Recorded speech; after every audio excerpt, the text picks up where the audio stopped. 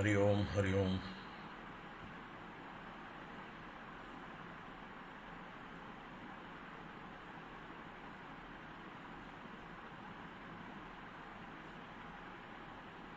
नारायण।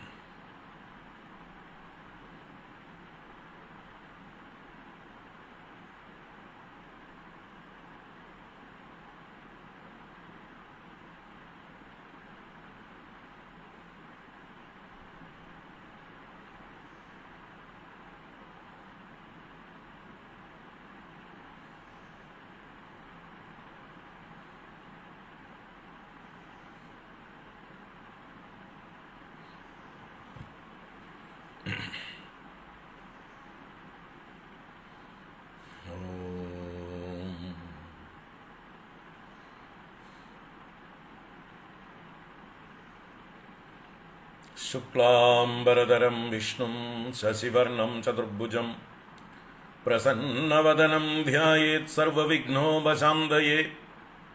गुरवे सर्वलोकानां विषजे भवरोगिणां निधये सर्वविद्यानां दक्षिणामूर्तये नमः। जन्माद्यस्य यतोऽन्वयादितरतश्चार्तेष्वभिज्ञस्वराड् तेने ब्रह्महृदाय आदिकवये मुह्यन्ति यत्सूरयः। तेजो वारिमृतां यदा विनिमयो यत्र त्रिसर्गो मृषा दाम्ना स्वेन सदा निरस्तकुहकं सत्यं परं धीमहि। धर्मः प्रोज्झितकैतवोऽत्र परमो निर्मल्सराणां सदाम् वेद्यं वास्तवमत्र वस्तु शिवदं तापत्रयोन्मूलनम्। श्रीमद्भागवते महामुनिकृते किं वा परैरीश्वरः सद्यो हृद्यवरुध्यतेऽत्र कृतिभिः शुश्रूषुभिस्तल्क्षणात्। निगमकल्पतरोर्गलितं बलं सुगमुखादमृतद्रवसंयुतं पिबद भागवतं रसमालयं मुहुरहो रसिका भुवि भावुगाः।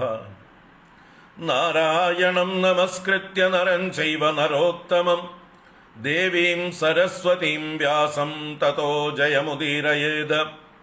यं प्रव्रजन्तमनुपेदमपेदकृत्यं द्वैपायनो विरहकातर आजुहाव।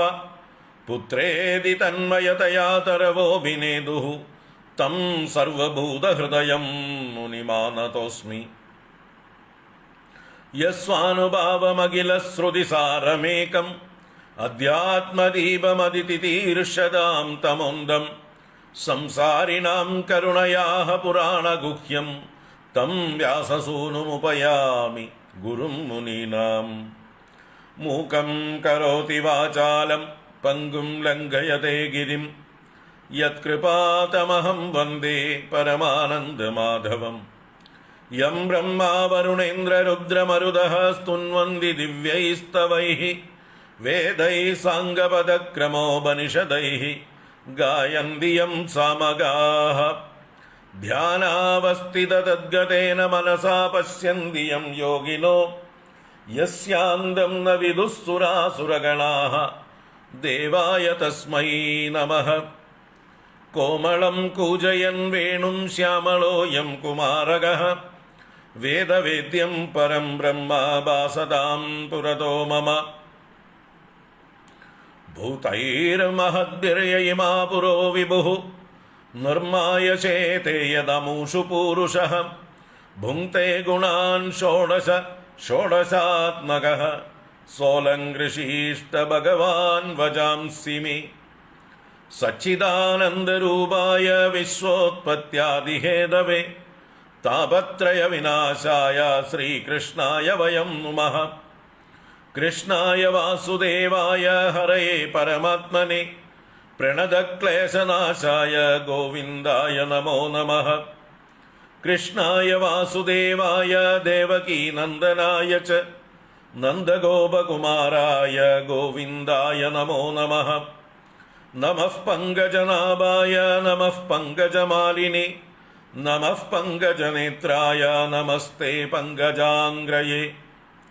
പീതാംബരം കരവിരാജിതശംഖചക്രകൗമോദഗീ സരസിജം കരുണാസമുദ്രം രാധാസഹായമതിസുന്ദരമന്ദഹാസം വാതാലയേശമനിശം ഹൃദി ഭാവയാമി. വാതാലയേശമനിശം ഹൃദി ഭാവയാമി.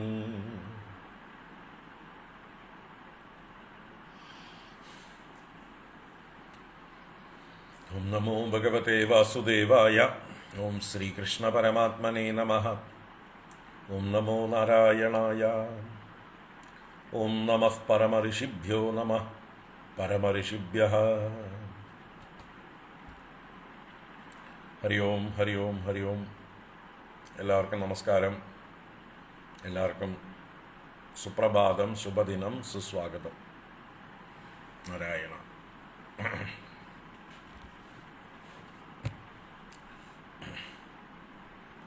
ഓം.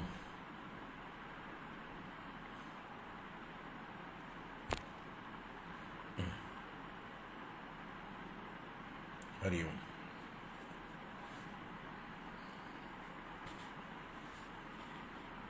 നാരായണ.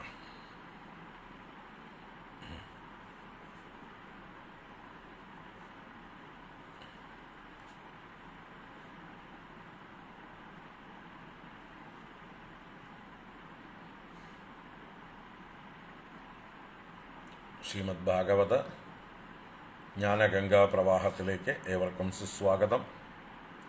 തൃതീയ സ്കന്ധം 12-ാം അധ്യായം. ഇന്നലെ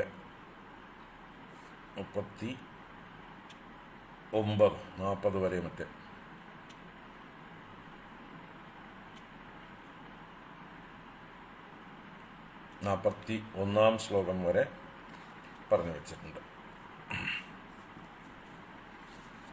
ഇനി തുടർന്ന് 56 വരെയുള്ള 15 ശ്ലോകങ്ങൾ ഈ അധ്യായത്തിൽ ബാക്കിയുണ്ട്. അപ്പോൾ നമുക്ക് തൃതീയ സ്കന്ധം 12-ാം അധ്യായത്തിലെ 21 മുതൽ 56 വരെയുള്ള ശ്ലോകങ്ങൾ വായിക്കാം. ഇന്നലെ എടുത്തത് 21 മുതൽക്കാണ്. ഓം നമോ ഭഗവതേ വാസുദേവായ. ഓം ശ്രീകൃഷ്ണ പരമാത്മനേ നമഃ. അഥ ശ്രീമദ്ഭാഗവതേ തൃതീയസ്കന്ധേ 12-ോऽധ്യായഃ. മൈത്രേയ ഉവാച. അദാഭിദ്ധ്യായതഃ സർഗം ദശപുത്രാः പ്രജജ്ഞിരെ ഭഗവത്ശക്തിയുക്തസ്യ ലോകസന്ധാനഹേതവഃ. മരീചിരത്ര്യങ്കിരസൗ പുലസ്ത്യഃ പുലഃ ക്രതുഃ. ഭൃഗുർവസിഷ്ഠോ ദക്ഷശ്ച ദശമസ്തത്ര നാരദഃ.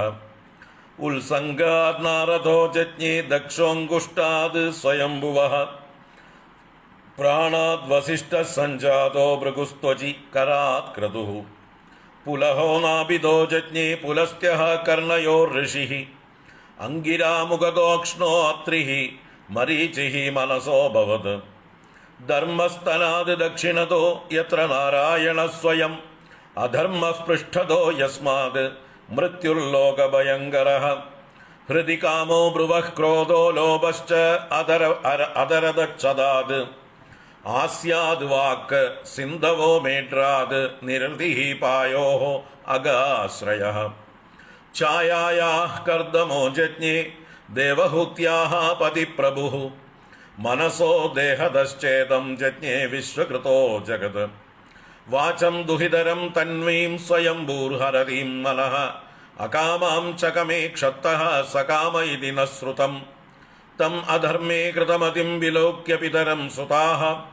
മരീചിമുക്ത്യാ മുനയോ വിശ്രംഭാത് പ്രത്യബോധയൻ. നൈതത്പൂർവൈഃ കൃതം ത്വദ്യേന കരിഷ്യന്തി ചാപരേ. യത്വം ദുഹിതരം ഗച്ഛേഃ അനിഗൃഹ്യാംഗജം പ്രഭുഃ. തേജീയസാമഭിഹ്യേതത് ന സുശ്ലോക്യം ജഗദ്ഗുരോ. യദ്വൃത്തമനുതിഷ്ഠൻ വൈ ലോകഃ ക്ഷേമായ കൽപ്പത്തെ. തസ്മൈ നമോ ഭഗവതേ യൈദം സ്വേന രോചിഷാ ആത്മസ്ഥം വ്യഞ്ജയാമാസ സധർമ്മം പാതുമർഹതി. സ ഇത്തം ഗൃണതഃ പുത്രാൻ പുരോ ദൃഷ്ട്വാ പ്രജാപതിം. പ്രജാപതിപതിസ്തന്വം തത്യാജ വ്രീഡിതസ്തദാ. तां दिशो जगृहुर्घोरां निहारं यद्विदुस्तमः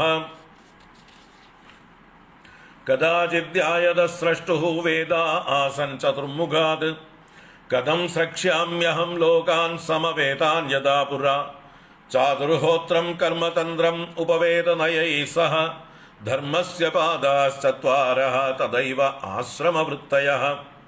विदुर उवाच स वै विश्वसृजामीशो वेदादीन्मुगतोऽसृजत् यद्यद्येनासृजद्देवः तन्मे ब्रूहि तपोधन। मैत्रेय उवाच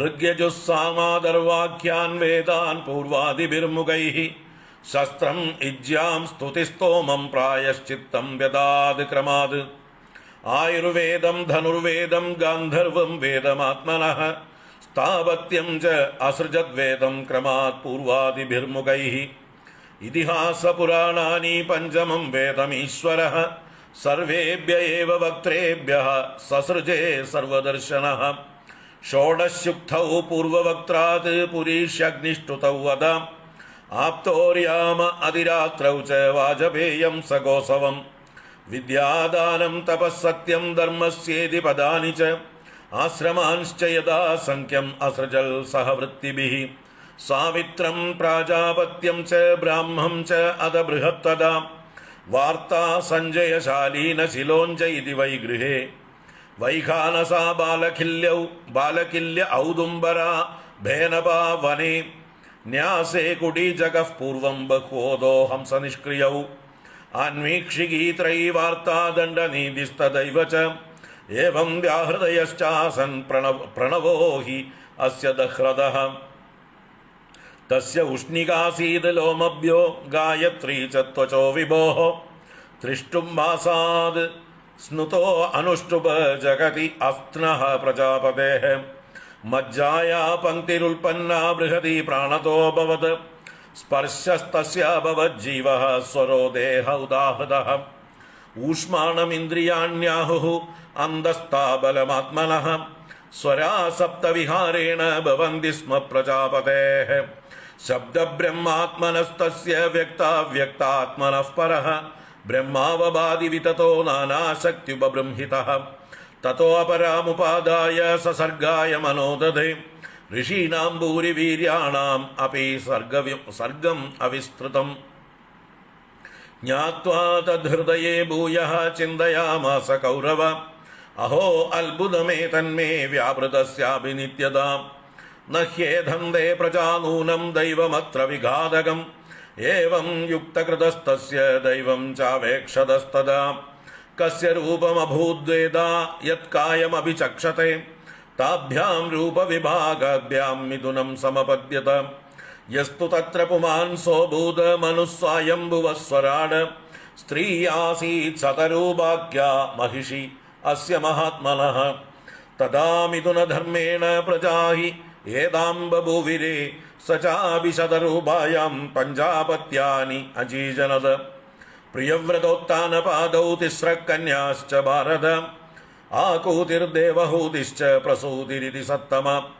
आकूतिं रुचये प्रादाद् कर्दमायतु मध्यमां दक्षायाद अदात् प्रसूतिं च यत आपूरितं जगत्।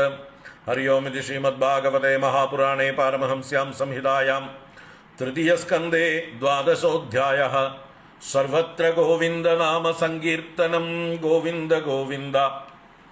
नारायणाखिलगुरो भगवन्नमस्ते नारायणाखिलगुरो भगवन्नमस्ते नारायणाखिलगुरो भगवन्नमस्ते। हरि ओम्। नारायण नारायण।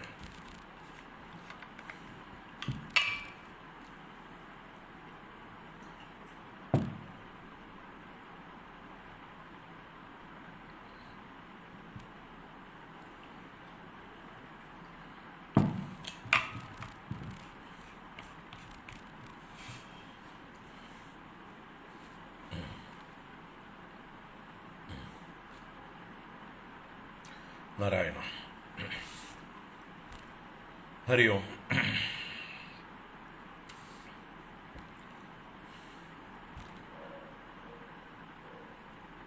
ശ്രീമദ് ഭാഗവതം തൃതീയ സ്കന്ധം 12-ാം അധ്യായമാണ് കണ്ടുകൊണ്ടിരിക്കുന്നത്. ബ്രഹ്മദേവനിൽ നിന്ന് സൃഷ്ടി വർദ്ധിക്കുന്നതായിട്ടുള്ള ഭാഗമാണ്. ബ്രഹ്മദേവനിൽ നിന്ന് ആദ്യമുണ്ടായത് അവിദ്യാവൃത്തികളായിരുന്നു. അതിനുശേഷം സനകാദികൾ ഉണ്ടായി. പിന്നീട് രുദ്രസൃഷ്ടികൾ ഉണ്ടായി. ആ രുദ്രസൃഷ്ടികളെ കൊണ്ട് ഭുവനം നിറഞ്ഞപ്പോൾ ബ്രഹ്മദേവൻ രുദ്രനോട് തപസ്സിനായിക്കൊണ്ട് വിരമിക്കാനായിക്കൊണ്ട് സൃഷ്ടിയിൽ നിന്ന് പിന്തിരിയാൻ ആവശ്യപ്പെട്ടു. അതിനുശേഷം പിന്നീട് ബ്രഹ്മദേവൻ ഭഗവാനെ ധ്യാനിച്ചുകൊണ്ട് ഭഗവാന്റെ അനുഗ്രഹം ആവഹിച്ചുകൊണ്ട് പ്രജാപതിമാരെ തൻ്റെ ശരീരാവയവങ്ങളിൽ നിന്ന് സൃഷ്ടിച്ചു.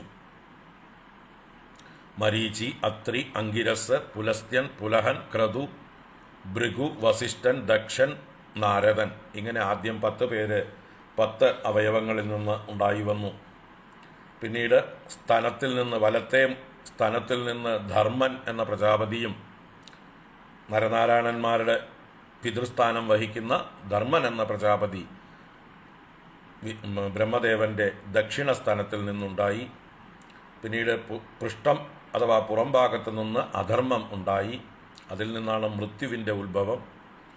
പിന്നെ ബ്രഹ്മദേവന്റെ ഹൃദയത്തിൽ നിന്ന് കാമവും, പുരികക്കൊടികളിൽ നിന്ന് ക്രോധവും, അധരത്തിൽ നിന്ന് ലോഭവും, വായിൽ നിന്ന് വാക്ക്, മേഡ്രം അഥവാ പ്രത്യുൽപാദനേന്ദ്രിയത്തിൽ നിന്ന് സിന്ധുക്കൾ അഥവാ സാഗരങ്ങൾ, അതുപോലെ വിസർജനേന്ദ്രിയത്തിൽ നിന്ന് നിരുതി,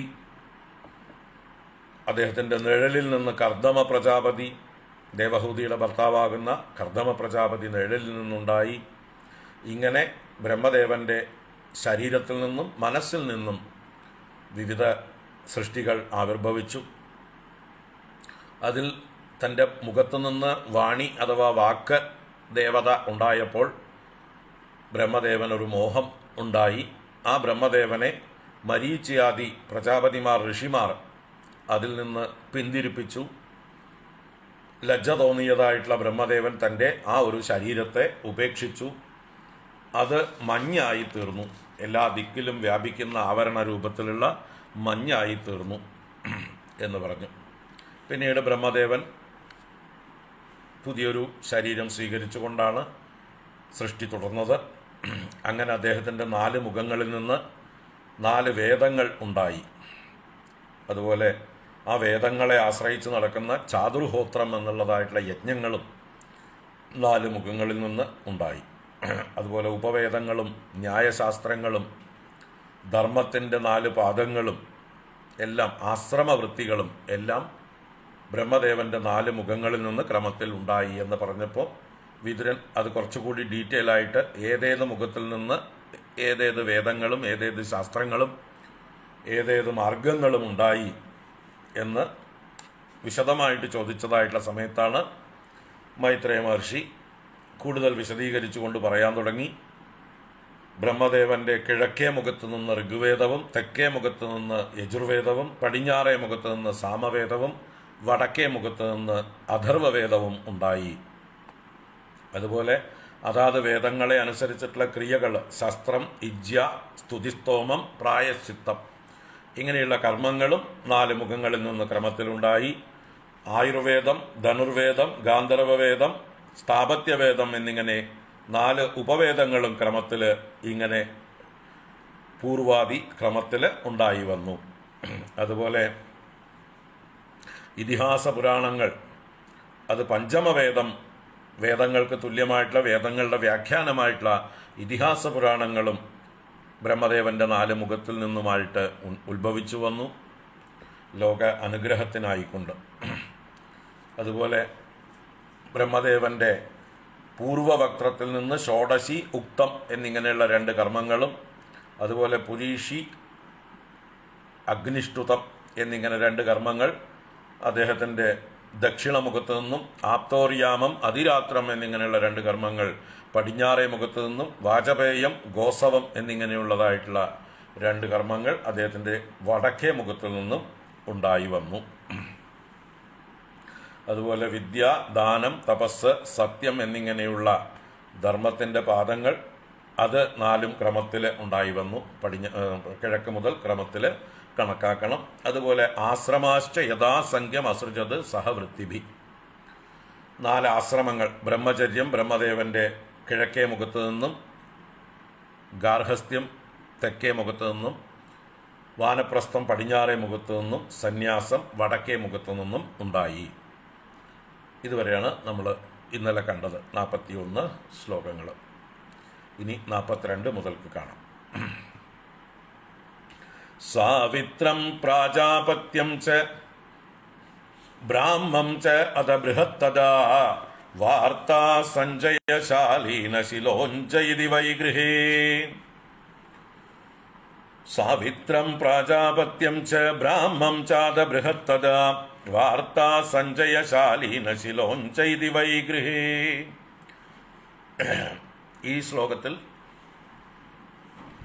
ആദ്യത്തെ വരിയിൽ 4 പ്രകാരത്തിലുള്ള ബ്രഹ്മചര്യ ആശ്രമത്തെയും രണ്ടാമത്തെ വരിയിൽ 4 പ്രകാരത്തിലുള്ളതായിട്ടുള്ള ഗൃഹസ്ഥാശ്രമ വൃത്തികളെയും വർണ്ണിച്ചു. ഇനി അടുത്ത ശ്ലോകത്തിൽ ആദ്യത്തെ വരി കൊണ്ട് വാനപ്രസ്ഥവും രണ്ടാമത്തെ വരി കൊണ്ട് സന്യാസ വിഭാഗങ്ങളും. അപ്പോൾ ഓരോന്നിനെയും 4 വിഭജിച്ചിട്ടുണ്ട്. 4 ആശ്രമങ്ങളെയും ഓരോന്നിലും അവാന്തരമായിട്ട് വിഭജനം 4 വീതം. അപ്പോൾ ബ്രഹ്മചര്യം 4 വീതം, ഗാർഹസ്ഥ്യം 4 വീതം, വാനപ്രസ്ഥം 4 വീതം, സന്യാസം 4 വീതം. ഇത് ഓരോന്നും ബ്രഹ്മദേവന്റെ കിഴക്ക് മുതൽ വടക്ക് വരെയുള്ള മുഖങ്ങളിൽ നിന്ന് ക്രമമായിട്ട് ഉത്ഭവിച്ചു എന്ന് പറയാൻ വേണ്ടിയിട്ടാണ്. അപ്പോൾ ബ്രഹ്മചര്യം എത്ര വിധം? 4 വിധം. എന്തൊക്കെയാണ് അതിൻ്റെ പേരുകൾ? സാവിത്രം, പ്രാജാപത്യം, ബ്രാഹ്മം, ബൃഹത്ത്. ഇത് എന്താ പറയുക, ബ്രഹ്മദേവന്റെ പൂർവാദി മുഖങ്ങളിൽ നിന്ന് ക്രമത്തിൽ മനസ്സിലാക്കണം. സാവിത്രം എന്ന് പറഞ്ഞാൽ ഗായത്രി മന്ത്രം അഭ്യസിക്കുവാൻ വേണ്ടി മാത്രമായിട്ടുള്ള ബ്രഹ്മചര്യം. ഗായത്രിക്ക് സാവിത്രി എന്നും പര്യായമുണ്ട്. സവിതാവിനെ സ്തുതിക്കുന്നത് കൊണ്ട് ഗായത്രി മന്ത്രത്തിൻ്റെ മറ്റൊരു പേരാണ് സാവിത്രി. സവിതാവ് സൂര്യൻ. സവിതാവിനെ സ്തുതിക്കുന്നത് കൊണ്ട് സാവിത്രി എന്ന് ആ മന്ത്രത്തിന് പേര്. അപ്പോൾ ആ സാവിത്രി മന്ത്ര ഉപാസനയ്ക്ക് അതിനുവേണ്ടി മാത്രമായിട്ട് കുറച്ചു കാലം ഉപനയനം കഴിഞ്ഞ് ബ്രഹ്മചര്യം അനുഷ്ഠിക്കുക. അത് മിനിമം 3 ദിവസം. ആദ്യത്തെ എന്താ പറയുക, ഉപനയനം കഴിഞ്ഞ് ഒരു 3 ദിവസമെങ്കിലും ഗായത്രി ഉപാസന അഭ്യസിക്കണം എന്ന് നിയമമുണ്ട്. അപ്പോൾ ആ 3 ദിവസം മിനിമം സാവിത്രം എന്ന് പറയുന്നതായിട്ടുള്ള ബ്രഹ്മചര്യം. അത് കഴിഞ്ഞ് വേണമെങ്കിൽ പിന്നെ തോന്നിയവാസി ആവാം. പക്ഷെ 3 ദിവസമെങ്കിലും കമ്മിറ്റ്മെന്റ് വേണം. തോന്നിയവാസി ആവാന്നല്ല പറയുന്നതിൻ്റെ അർത്ഥം. എങ്കിലും കുറച്ച് എന്താ പറയുക, കുറച്ച് പിന്നീട് ലിബറൽ ആണ് എന്ന് പറയുക. അപ്പോൾ പ്രാജാപത്യം എന്ന് പറഞ്ഞാൽ 1 വർഷം നീണ്ടു നിൽക്കുന്ന പ്രജാപതിയെ ബ്രഹ്മാവിനെ പ്രസാദിപ്പിക്കുന്ന വ്രതം. 1 വർഷം ഉപനയനം കഴിഞ്ഞ് 1 വർഷം വ്രതം എടുത്തിട്ട് തൻ്റെ ശാസ്ത്രങ്ങൾ അഭ്യസിക്കുക, ഗായത്രി ഉപാസന ചെയ്യുക, ഇതെല്ലാം ചെയ്യുന്നുണ്ട്. എന്തിനു വേണ്ടിയിട്ടാണ്? ഗൃഹസ്ഥാശ്രമം സ്വീകരിക്കാനുള്ള ആളാണ്. അപ്പോൾ ഗൃഹസ്ഥാശ്രമം സ്വീകരിക്കുവാൻ മനസ്സിൽ സങ്കല്പിച്ചുകൊണ്ട് ഏതൊരു ബ്രഹ്മചര്യത്തെ സ്വീകരിച്ചിരിക്കുന്നുവോ അതിന് പേരാണ് പ്രാജാപത്യം എന്നുള്ളത്. കാരണം ഭാവിയിൽ അയാൾ പ്രജാപതിയാവാനുള്ള ആളാണ്. പ്രജാപതി എന്ന് പറഞ്ഞാൽ ഗൃഹസ്ഥൻ. അപ്പോൾ ഗൃഹസ്ഥധർമ്മം സ്വീകരിക്കാൻ വേണ്ടി മനസാ സങ്കല്പിച്ചിട്ടുള്ളവൻ പ്രാജാപത്യം. അടുത്തത് ബ്രാഹ്മം എന്നുള്ളതായിട്ടുള്ളൊരു ബ്രഹ്മചര്യം. അതെന്താണെന്ന് വെച്ചാൽ ഗുരുകുലത്തിൽ പഠിക്കുമ്പോൾ വേദം പഠിക്കാൻ വേണ്ടി മാത്രം ബ്രഹ്മചര്യം. ഗുരുകുലവാസക്കാലത്ത് അത് ചിലപ്പോൾ 12 കൊല്ലം വരെ ആവാം. 7 വയസ്സിൽ ഉപനയനം കഴിഞ്ഞ് 12 വർഷം ഗുരുകുലത്തിൽ വേദം പഠിക്കാൻ വേണ്ടി അങ്ങനെ 19 വയസ്സുവരെ സ്വീകരിക്കുന്ന ബ്രഹ്മചര്യത്തെ ബ്രാഹ്മം എന്ന് പറയും. ബ്രാഹ്മം എന്ന് പറയാൻ കാരണം എന്താ? ബ്രഹ്മശബ്ദത്തിന് വേദം എന്നർത്ഥമാണ്. അപ്പോൾ വേദം പഠിക്കാൻ വേണ്ടിയുള്ള ആ ഒരു ബ്രഹ്മചര്യ കാലഘട്ടം, വിദ്യാർത്ഥിയായിരിക്കുന്ന കാലഘട്ടത്തിനാണ് ബ്രാഹ്മം എന്ന് പറയുന്നത്. അത് കഴിഞ്ഞാൽ പിന്നെ സമാവർത്തനം കഴിഞ്ഞ് ഗൃഹത്തിലേക്ക് മടങ്ങി വിവാഹമൊക്കെ കഴിക്കാം. വേറൊന്ന് ബൃഹത്ത് എന്ന് അവസാനം പറഞ്ഞു.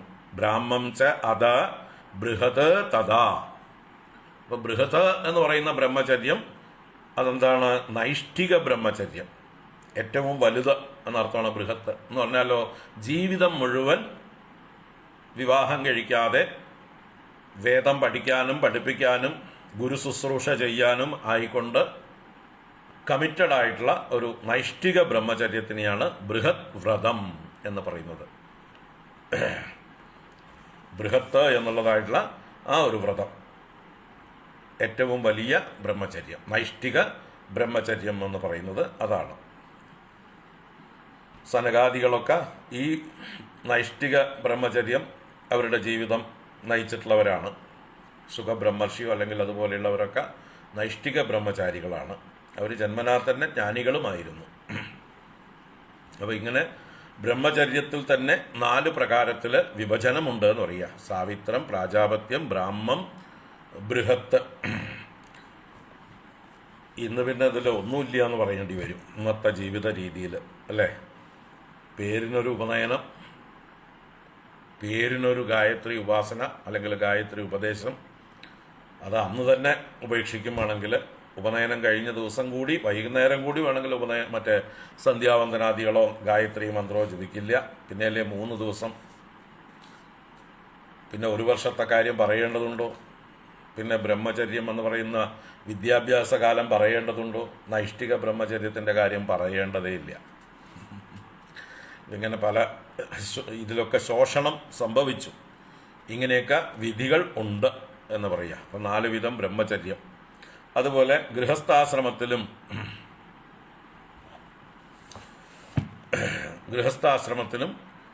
4 പ്രകാരം: വാർത്ത, സഞ്ചയ, ശാലീന, ശിലോഞ്ച ഇതി വൈ ഗൃഹേ. വാർത്ത, സഞ്ചയം, ശാലീനം, ശിലോഞ്ചം, ഇങ്ങനെ 4 പ്രകാരത്തിൽ ഗൃഹസ്ഥാശ്രമ വൃത്തികൾ, ഗൃഹസ്ഥാശ്രമ ശൈലികൾ. അപ്പം എന്താണ് വാർത്ത? വാർത്ത എന്ന് പറഞ്ഞാൽ ഉപജീവന മാർഗങ്ങളെയാണ് വാർത്ത. വൃത്തിയെ സംബന്ധിച്ചത് വാർത്ത. എങ്ങനെയൊക്കെ വൃത്തി കഴിക്കാം അത് ഓരോരുത്തർക്കും അവരവരുടേതായിട്ടുള്ള കുലത്തൊഴിലുകൾ സ്വീകരിക്കാം. കൃഷി, ഗോരക്ഷ, വാണിജ്യം, മറ്റ് പല തൊഴിലുകൾ, കൈത്തൊഴിലുകൾ, അതൊക്കെ വാർത്തയിൽപ്പെടുന്നതാണ്. ഓരോരുത്തർക്കും അവരവരുടെ കൈത്തൊഴിലുകൾ വാർത്തയാണ്. കൊശവന് കലമുണ്ടാക്കി വിൽക്കലും, അല്ലെങ്കിൽ ആശാരിപ്പണിയും, കൊല്ലൻ്റെ പണിയും, അതുപോലെ ഓരോരുത്തർക്കും അവരവരുടേതായിട്ടുള്ള ഉപജീവന മാർഗമാണ് വാർത്ത എന്ന് പറയുന്നത്. ഇനി പലിശയ്ക്ക് കടം കൊടുക്കുന്നത് വരെ ആവാം.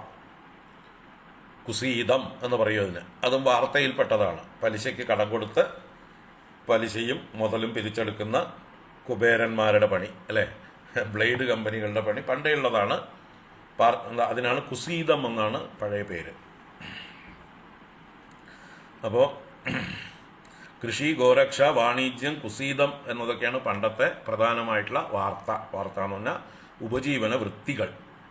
അങ്ങനെ ജീവിക്കാം. തൊഴിൽ ചെയ്തുകൊണ്ട് ജീവിക്കുന്നതിനെയാണ് വാർത്ത എന്ന് പറയുന്നത്. തൊഴിലിൽ നിന്ന് കിട്ടുന്ന വരുമാനം ജീവനമാർഗമാക്കുക.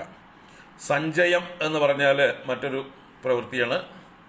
അത് ഈ ബ്രാഹ്മണർക്കും മറ്റുള്ളതാണ്. അധ്യാപകർക്കും ബ്രാഹ്മണർക്കും ഒക്കെ ഉള്ളതായിട്ടുള്ള ഗുരുകുലങ്ങൾ നടത്തുന്നവർക്കും അതുപോലെ പുരോഹിതന്മാർക്കും ഉള്ളതായിട്ടുള്ള രീതിയാണ് സഞ്ചയം എന്ന് പറഞ്ഞാലോ.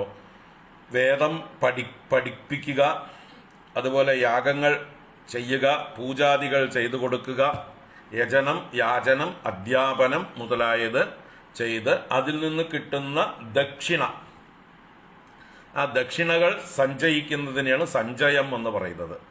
അതൊരു തൊഴിലിൽ നിന്നുള്ളതായിട്ടുള്ള വരുമാനമല്ല. അതിന് തൊഴിൽ നികുതി കൊടുക്കേണ്ട ആവശ്യമില്ല. ഇതിന് ഇങ്ങനെ ദക്ഷിണയായിട്ട് കിട്ടുന്ന വരുമാനത്തിന് തൊഴിൽ നികുതി ബാധകമല്ല. മറ്റതൊക്കെ ബൈ പ്രൊഫഷൻ വരുന്ന ടാക്സാണ്. പ്രൊഫഷണൽ ടാക്സ് ഗവൺമെൻറ്റിലേക്ക് കൊടുക്കണം. സഞ്ചയത്തിന് ടാക്സ് ഇല്ല. കാരണം അത് ബ്രാഹ്മണർക്ക് കിട്ടുന്ന ദക്ഷിണയാണ്. വിദ്യാഭ്യാസം ചെയ്തു കൊടുക്കുന്നവർക്കും പൂജാദികൾ ചെയ്തു കൊടുക്കുന്നവർക്കും അങ്ങനെയുള്ള യജനം, യാചനം, അധ്യയനം, അധ്യാപനം ചെയ്യുന്ന ബ്രാഹ്മണർക്കൊക്കെ കിട്ടുന്ന ദക്ഷിണയുടെയും ദാനത്തിൻ്റെയും പേരാണ് സഞ്ചയം. അത് അങ്ങനെ ജീവിക്കാം സഞ്ചയം കൊണ്ട്. പിന്നെ ശാലീനം എന്ന് പറയുന്നതായിട്ടുള്ള ഒരു വൃത്തിയുണ്ട്. അത് എന്താ പറയുക, യാചിക്കാതെ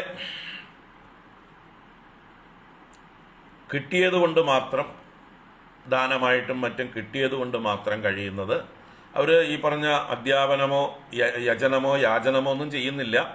പക്ഷേ ആരെങ്കിലുമൊക്കെ വിളിച്ചു കൊടുക്കുന്നത് സ്വീകരിക്കും. അങ്ങോട്ട് ചെന്ന് യാചിക്കുകയില്ല, പിച്ചക്കാരെ പോലെ ചെന്ന് ചോദിക്കുകയില്ല. ചോദിക്കാതെ ലഭിക്കുന്നതിനെ കൊണ്ട് തൃപ്തിപ്പെട്ടുകൊണ്ട് കഴിയുന്നത് ശാലീനം എന്ന് പറയുന്നതായിട്ടുള്ള വൃത്തി.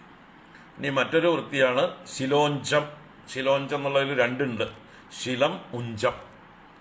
രണ്ടിനെയും കൂടി ഒന്നിച്ച് ശിലോഞ്ചം എന്ന് പറഞ്ഞു. അതെന്താന്ന് വെച്ചാൽ, ഈ അങ്ങാടികളിൽ, കച്ചവട സ്ഥാപനങ്ങളിൽ ധാന്യങ്ങൾ ഇറക്കുകയും കയറ്റുകയൊക്കെ ചെയ്യുന്ന സ്ഥലങ്ങളിൽ ധാന്യമണികൾ വീണ് കിടന്നാൽ, ഇല്ല ചാക്കൊക്കെ പൊട്ടിയിട്ട് അരിയൊക്കെ വീണ് കിടക്കുന്നതിനെയൊക്കെ വാരി എടുത്തു കൊണ്ടുപോയിട്ട് ജീവിക്കുക, അതിന് ശിലം എന്ന് പറയും. അതുപോലെ ഉഞ്ചം എന്ന് പറയുന്നത് കൃഷിസ്ഥലങ്ങളിൽ കൊയ്ത്ത് കഴിഞ്ഞു പോയാൽ പിന്നെയും അവിടെ ധാന്യങ്ങളും കതിരുകളും ഒക്കെ വീണ് കിടപ്പുണ്ടാവും. അത് പെറുക്കിയെടുക്കുന്ന വൃത്തിയാണ് ഉഞ്ചവൃത്തി എന്ന് പറയുന്നത്. നമ്മുടെയൊക്കെ കുട്ടിക്കാലത്ത് നമ്മൾ ഈ പാടങ്ങളിലൊക്കെ കണ്ടിട്ടുണ്ടാവും. ഇപ്പം ഒന്നും കാണാനേ ഇല്ല എവിടെയും. കൊയ്ത്ത് കഴിഞ്ഞ് അതിൻ്റെ മുഖ്യമായിട്ടുള്ള കറ്റ കൃഷിക്കാർ ചുമന്നു കൊണ്ടുപോയി അവരുടെ കളങ്ങളിലേക്ക് അപ്പോൾ കൊണ്ടുപോയി കഴിഞ്ഞാൽ പുറകെ വരും കുറേ കുട്ടികളും അമ്മമാരും ഒക്കെ വരും. എന്തിന്? കതിര് പെറുക്കാനായിക്കൊണ്ട്. വലിയ വലിയ പാടങ്ങളിൽ വേനൽക്കാലമാണെങ്കിൽ നല്ലോണം കതിര് കിട്ടും. ഈ പൊട്ടി വീണ് കിടക്കുന്നതായിട്ടുള്ള കതിരുകൾ ധാരാളം ഉണ്ടാവും. അത് മുഴുവൻ കൊലയായിട്ട് ഇങ്ങനെ കെട്ടിക്കൊണ്ട് പോവും.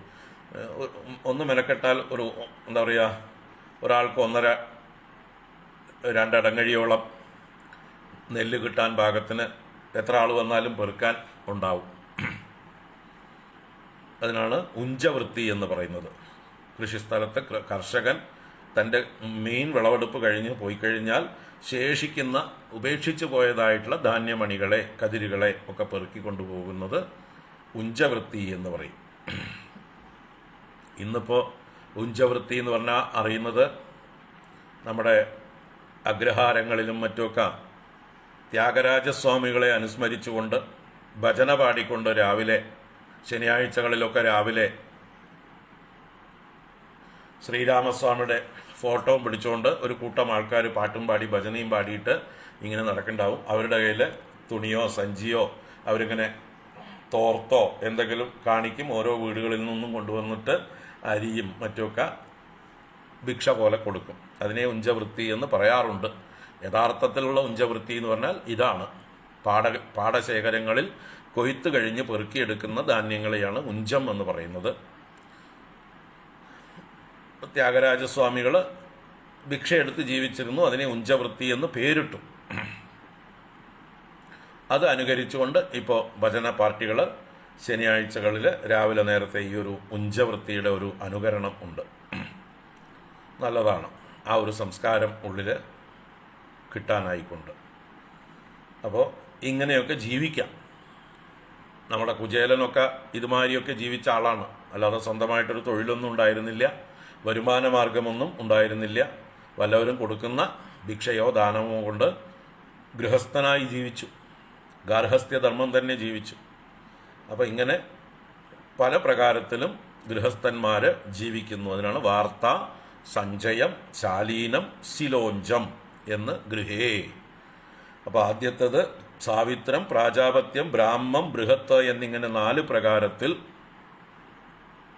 ബ്രഹ്മചര്യ ആശ്രമത്തിലുള്ള സമ്പ്രദായങ്ങൾ, വാർത്ത, സഞ്ചയ, ശാലീന, ശിലോഞ്ചം എന്നിങ്ങനെ ഗൃഹസ്ഥാശ്രമത്തിലുള്ളതായിട്ടുള്ള വിധികൾ. തുടർന്ന് വൈകാനസാവാലക്കില്യ ഉദുംബര ബേനഭാവനേ ന്യാസേ കുടീചക പൂർവം ബഹ്വോതോ ഹംസ നിഷ്ക്രിയൗ.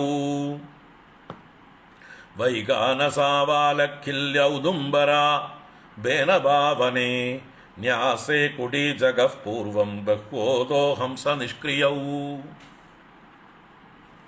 ആദ്യത്തെ വരിയിൽ വനേ എന്ന് പറഞ്ഞു. വനേ എന്ന് പറഞ്ഞാൽ വാനപ്രസ്ഥത്തിൽ എന്നർത്ഥം. വനവാസികളുടെ ജീവിതം. വനവാസി എന്ന് പറഞ്ഞാൽ ഇവിടെ നമ്മുടെ ട്രൈബ്സിനെ ഉദ്ദേശിച്ചിട്ടല്ല, റിട്ടയേർഡ് ലൈഫ്, വാനപ്രസ്ഥം. ഗൃഹസ്ഥാശ്രമത്തിൽ നിന്ന് വിരമിച്ച് സന്യാസത്തിലേക്ക് എത്തിയിട്ടുമില്ല, അതിൻ്റെ ഇടയ്ക്കുള്ളതായിട്ടുള്ള ഒരു കുറച്ച് കാലമാണ് വാനപ്രസ്ഥം എന്ന് പറയുന്നത്. ആ വാനപ്രസ്ഥത്തിൽ എങ്ങനെയൊക്കെ ജീവിക്കാം അത് 4 പ്രകാരം പറഞ്ഞു. വൈഖാനസം, വാലഖില്യം, ഔദുംബരം, ഭേനഭം. ഇപ്പോൾ ബ്രഹ്മദേവന്റെ കിഴക്കേ മുഖത്തു നിന്ന് വൈഖാനസം എന്ന വാനപ്രസ്ഥധർമ്മം, തെക്കേ മുഖത്തു നിന്ന് ബാലക്കില്യം എന്നുള്ളതായിട്ടുള്ളതും, പടിഞ്ഞാറിൽ നിന്ന് ഔദുംബരം എന്നതും, വടക്ക് നിന്ന് ഭേനഭം എന്നുള്ളതുമായിട്ടുള്ള ആ വാനപ്രസ്ഥന്മാരുടെ വിധികൾ, വാനപ്രസ്ഥ ജീവിത സമ്പ്രദായങ്ങൾ ഉണ്ടായി. ഇപ്പോൾ വൈഖാനസന്മാർ എന്ന് പറഞ്ഞാൽ വാനപ്രസ്ഥത്തിൽ വൈഖാനസന്മാർ എന്നുള്ളതും എന്നുവെച്ചാൽ കായികനികളെ കൊണ്ട് ജീവിക്കുന്നവർ എന്നാണ് അർത്ഥം. വൈഖാനസന്മാർ, വിഘനസ് എന്നത് ബ്രഹ്മദേവന്റെ ഒരു പര്യായമാണ്. വിഘനസ്സിൽ നിന്ന് ഭവിച്ചവർ വൈഖാനസന്മാർ എന്ന് പൊതുവെ പറയാം. അതിൽ ഈ വാനപ്രസ്ഥത്തിൽ വൈഖാനസന്മാർ എന്ന് പറയുമ്പോൾ അവരെ പ്രത്യേകമായിട്ട് പറയുന്നത് കായികനികൾ മാത്രം ഭക്ഷിച്ചുകൊണ്ട്, കുക്ക്ഡ് ഫുഡ് ഭക്ഷിക്കാതെ, പ്രകൃതിയിൽ നിന്ന് കിട്ടുന്ന പ്രകൃതി ജീവനം, അതാണ് വൈഖാനസന്മാരുടെ ജീവിത രീതി. ബാലക്കില്യന്മാർ അഥവാ വാലക്കില്യന്മാർ എന്ന് പറയുന്നത് ആ വാനപ്രസ്ഥന്മാർ എന്താണെന്ന് വെച്ചാൽ, എന്തെങ്കിലും ഭക്ഷണം കിട്ടിക്കഴിഞ്ഞാൽ പുതിയത് കിട്ടിയാൽ പഴയത് വല്ലതും സ്റ്റോർ ചെയ്ത് വെച്ചിട്ടുണ്ടെങ്കിൽ അതിനെ കളയും, എന്നിട്ട് പുതിയത് സൂക്ഷിച്ചു വയ്ക്കും. ഒരുപാട് സഞ്ചയിച്ച് വെക്കില്ല. അത്യാവശ്യത്തിന് മാത്രം പുതിയത് കിട്ടുന്നവരും പഴയതിനെ ആർക്കെങ്കിലും കൊടുക്കുക കളയുകയോ ചെയ്തുകൊണ്ട് ജീവിക്കുന്നവരാണ്. അത്യാവശ്യത്തിന് മാത്രം ഭക്ഷണം സംഭരിച്ചു വെക്കുന്നവർ, അവർ ബാലക്കില്യന്മാർ. അതുപോലെ ഔദുംബരന്മാരെന്ന് പറഞ്ഞാൽ രാവിലെ എഴുന്നേറ്റ് അവർ ഏത് ദിക്കിലേക്കാണ് നോക്കുന്നത് ആ ദിക്കിൽ നിന്ന് വരുന്ന ഭക്ഷണം ആരെങ്കിലും കൊണ്ടുവന്ന് തന്നാലോ അല്ലെങ്കിൽ ആ ദിക്കിലേക്ക് അവർ പോയിട്ട് അവിടുന്ന് കിട്ടുന്ന ഭക്ഷണം മാത്രം, മറ്റ് ദിക്കുകളിലേക്ക് അവർ നോക്കില്ല. അങ്ങനൊരു വ്രതം, അതാണ് ഔദുംബരന്മാരെന്ന് പറയുന്നവർ. അതുപോലെ ഭേനഭന്മാർ എന്ന് പറയുന്നുണ്ട്. ഭേനഭന്മാരെന്ന് പറഞ്ഞാൽ താഴെ വീഴുന്ന പഴങ്ങളെ മാത്രം ഉപജീവിക്കുന്നവർ, മരത്തിൽ കയറി പറിക്കൊന്നുമില്ല. ഭൂമിയിൽ വീണ് കിട്ടുന്നതായിട്ടുള്ള പഴങ്ങളും മറ്റും കഴിച്ചുകൊണ്ട് വാനപ്രസ്ഥ ജീവിതം നയിക്കുന്നവരാണ് ഭേനഭന്മാർ. അപ്പം ഇങ്ങനെ വാനപ്രസ്ഥൻ ജീവിതത്തിലും 4 സമ്പ്രദായങ്ങൾ പണ്ടുണ്ടായിരുന്നു. വൈഖാനസന്മാരെന്നും ബാലക്കില്യന്മാരെന്നും ഔദുംബരന്മാരെന്നും ഭേനഭന്മാരെന്നും. ഇന്ന് വാനപ്രസ്ഥർ തന്നെ ഉണ്ടോയെന്നറിയില്ല. അത് കഴിഞ്ഞ് ന്യാസേ കുടീചകഃ പൂർവം ബഹ്വോദോ ഹംസ നിഷ്ക്രിയോ. ന്യാസേ എന്ന് പറഞ്ഞാൽ സന്യാസികളിൽ എന്നർത്ഥം. ന്യാസികളുടെ ഇടയ്ക്ക് കുടീചകന്മാർ, ബഹ്വോദന്മാർ, ഹംസ നിഷ്ക്രിയവും, ഹംസന്മാരും നിഷ്ക്രിയന്മാരും. അപ്പോൾ കുടീചകൻ, ബഹ്വോദൻ, ഹംസൻ, നിഷ്ക്രിയൻ. ഈ നിഷ്ക്രിയനെ പരമഹംസൻ എന്നും പറയാം, ഹംസൻ പരമഹംസൻ എന്നും പറയാം. അപ്പോൾ കുടീചകന്മാരെന്ന് പറഞ്ഞാൽ എവിടെയെങ്കിലും സ്ഥിരമായിട്ട് ഒരു കുടിയിൽ തന്നെ താമസിക്കുന്നവർ, സ്വന്തം ഗൃഹം വിട്ടുപോകാതെ ഗൃഹത്തിൽ തന്നെ സന്യസിച്ച് ജീവിക്കുന്നവരെ. സന്യാസ ജീവിതമാണ്, പക്ഷെ ധർമ്മം അനുഷ്ഠിക്കുന്നുണ്ട്, സന്യാസ ധർമ്മമെല്ലാം ഉണ്ട്, പക്ഷെ വീട് വിട്ട് എവിടെയും പോയിട്ടില്ല, കുടിയിൽ തന്നെ താമസിക്കുന്നു. അവരെ എന്തു പറയാം? കുടീചകന്മാർ എന്ന് പറയാം. കുടിലുകൾ കെട്ടി താമസിക്കുന്നവരുമൊക്കെ കുടീചകന്മാർ. ബഹ്വോദന്മാരെന്ന് പറഞ്ഞാൽ ഉദകം എന്നൊക്കെ പറഞ്ഞാൽ വെള്ളമാണ്. ബഹ്വോദന്മാരെന്ന് പറഞ്ഞാൽ അനേക തീർത്ഥങ്ങളിൽ സഞ്ചരിക്കുന്നവർ. കുറച്ചു കാലം ഒരു ഭാഗത്ത് പോയിരിക്കും, അത് കഴിഞ്ഞ് പിന്നെ യാത്ര തുടരും, അടുത്ത തീർത്ഥത്തിൽ കുറച്ചു കാലം പോയിരിക്കും, പിന്നെ അടുത്ത തീർത്ഥത്തിൽ കുറച്ചു കാലം പോയിരിക്കും. ഇങ്ങനെ സഞ്ചരിച്ചു കൊണ്ടിരിക്കുന്നവരാണ് ബഹ്വോദന്മാർ എന്ന് പറയുന്നത്. വിരക്തന്മാരായിരിക്കും, ജ്ഞാനം പ്രധാനമായിട്ട് ജീവിക്കുന്നവരായിരിക്കും. അവർക്ക് മറ്റ് ധർമ്മങ്ങളൊന്നും അവർ പാലിക്കാറില്ല. സന്യാസധർമ്മങ്ങളിൽ മറ്റ് ധർമ്മങ്ങളൊന്നും പാലിക്കാറില്ല. ഇപ്പോൾ മഠാധിപതിമാർ, ശൃംഗേരി മഠാധിപതിമാർ, നമ്മുടെ പാലക്കാട് വന്ന മറ്റേ സ്വാമിജി മഠാധിപതി, ഇവരൊക്കെ കുടീചകന്മാരുടെ സമ്പ്രദായമാണ്. കാരണം ഒരു ഭാഗത്ത് തന്നെ, ഒരു മഠത്തിൽ തന്നെ സ്ഥിരമായി താമസിക്കുന്നവരാണല്ലോ. യാത്ര ചെയ്യുന്നുണ്ടെങ്കിലും ആ കുടീചകന്മാരുടെ സമ്പ്രദായം അവരുടെ വിധികൾ, സന്യാസ വിധികൾ ഒക്കെ പൂർണ്ണമായിട്ട് അനുഷ്ഠിക്കുന്നവരാണ്, ആ അനുഷ്ഠാനങ്ങളോടുകൂടിയവരാണ്. മറ്റ് ബഹുവോധന്മാർക്ക് എന്ന് പറഞ്ഞാൽ അങ്ങനത്തെ അനുഷ്ഠാനങ്ങൾ നിർബന്ധം ഇല്ല. അതുപോലെ ഹംസന്മാർക്കും പരമഹംസന്മാർക്കൊന്നും ഈ അനുഷ്ഠാനങ്ങളൊന്നും നിർബന്ധമില്ല. അവരെല്ലാം ഉപേക്ഷിച്ച് ഇഷ്ടം പോലെ കാറ്റത്തിട്ട പഞ്ഞി പോലെ സഞ്ചരിക്കുന്നവരാണ്. അപ്പൂപ്പൻ താടിക്ക് കാറ്റത്ത് സ്വാതന്ത്ര്യമുള്ളതുപോലെ പരമഹംസന്മാരും ഹംസന്മാരും ഇങ്ങനെ സ്വതന്ത്രരായി സഞ്ചരിക്കുന്നു. ദണ്ടും കമണ്ഡലവും മറ്റുള്ള ചിഹ്നങ്ങളും ഒന്നും അവർക്ക് നിർബന്ധമില്ല, എല്ലാം ഉപേക്ഷിച്ചുകൊണ്ട് സഞ്ചരിക്കുന്ന കൂട്ടരാണ്. അപ്പം ഇങ്ങനെ വ്യത്യാസങ്ങളുണ്ട് എന്നറിയാം ബഹുവോധന്മാർക്കും കുടീചകന്മാർക്കും. ഇനി ഹംസന്മാരും പരമഹംസന്മാരും. ഇപ്പോൾ ഹംസന്മാരെന്ന് പറഞ്ഞാലും ആത്മജ്ഞാനം നേടി യഥേഷ്ടം സഞ്ചരിക്കുന്ന അവധൂതന്മാരെ പോലെ സഞ്ചരിക്കുന്നവരൊക്കെ ഹംസന്മാർ. അവരിൽ നിന്നും കുറെ കൂടി ഉയർന്നവരാണ് നിഷ്ക്രിയന്മാരായിട്ടുള്ള, യാതൊരു ക്രിയയും ചെയ്യാതെ സമൂഹത്തോട് ഒരു ഉത്തരവാദിത്വവും പ്രകടിപ്പിക്കാതെ നടക്കുന്ന പരമഹംസന്മാർ എന്നിങ്ങനെയുള്ളതായിട്ടുള്ള അവസ്ഥ. അപ്പോൾ കുടീചകൻ, ബഹൂതകൻ, ഹംസൻ, പരമഹംസൻ, ഇങ്ങനെ 4 പ്രകാരത്തിൽ സന്യാസധർമ്മങ്ങൾ. സമൂഹത്തോട് കമ്മിറ്റ്മെൻ്റ് ഉള്ളത് വാസ്തവത്തിൽ കുടീചകന്മാർക്ക് മാത്രമാണ്. മറ്റവർക്ക് ബഹൂതകന്മാർക്കും പരമഹംസന്മാർക്കും പൂർണ്ണ സ്വാതന്ത്ര്യം ആണ് അനുവദിച്ചിരിക്കുന്നത്. അവരെ നമ്മൾ അനുകരിക്കേണ്ടതില്ല. ബഹൂതകന്മാരും ഹംസന്മാരും പരമഹംസന്മാരും ഓരോരുത്തരും അവരവരുടേതായിട്ടുള്ള രീതിയിൽ സഞ്ചരിക്കുന്നവരാണ്. അവർക്ക് സമൂഹത്തോട് കടപ്പാടുകൾ ഇല്ല, അല്ലെങ്കിൽ ബാധ്യതയില്ല, അവരെ മാതൃകയാക്കേണ്ടത് ഇല്ല എന്നും കൂടി മനസ്സിലാക്കാം. ഉത്തരവാദിത്വമില്ലാത്തവരാണ്. അപ്പോൾ കുടീചകൻ, ബഹൂതകൻ, ഹംസൻ, പരമഹംസൻ, എല്ലാ രംഗത്തും ഉണ്ട്. 4 ആശ്രമങ്ങളിലും ഇങ്ങനെ 4 വിധികൾ, 4 രീതികൾ, ജീവിത രീതികൾ ഉണ്ട് എന്ന് മനസ്സിലാക്കിയിരിക്കുക നല്ലത്. എല്ലാ വൈവിധ്യങ്ങളെയും നമ്മൾ അംഗീകരിക്കുക. ഏതെങ്കിലും സമ്പ്രദായം നമുക്ക് തൃപ്തി തോന്നിയാൽ അത് അനുഷ്ഠിക്കാം. നമ്മളിപ്പോൾ ഗൃഹസ്ഥനാണെങ്കിൽ ഗൃഹസ്ഥന്മാരിൽ ഏത് സമ്പ്രദായമാണ് നമുക്കിഷ്ടം ആ സമ്പ്രദായം സ്വീകരിക്കാം. വാനപ്രസ്ഥനാണെങ്കിൽ ഏത് സമ്പ്രദായമാണ് ഇഷ്ടം അത് സ്വീകരിക്കാം. സന്യാസിയാണെങ്കിൽ ഏത് സമ്പ്രദായമാണ് നമുക്ക് തൃപ്തിയാവുന്നത് അത് സ്വീകരിക്കാം. ഇങ്ങനെയൊക്കെ ഉണ്ട് എന്ന് ആദ്യം മനസ്സിലാക്കിയിരിക്കാം.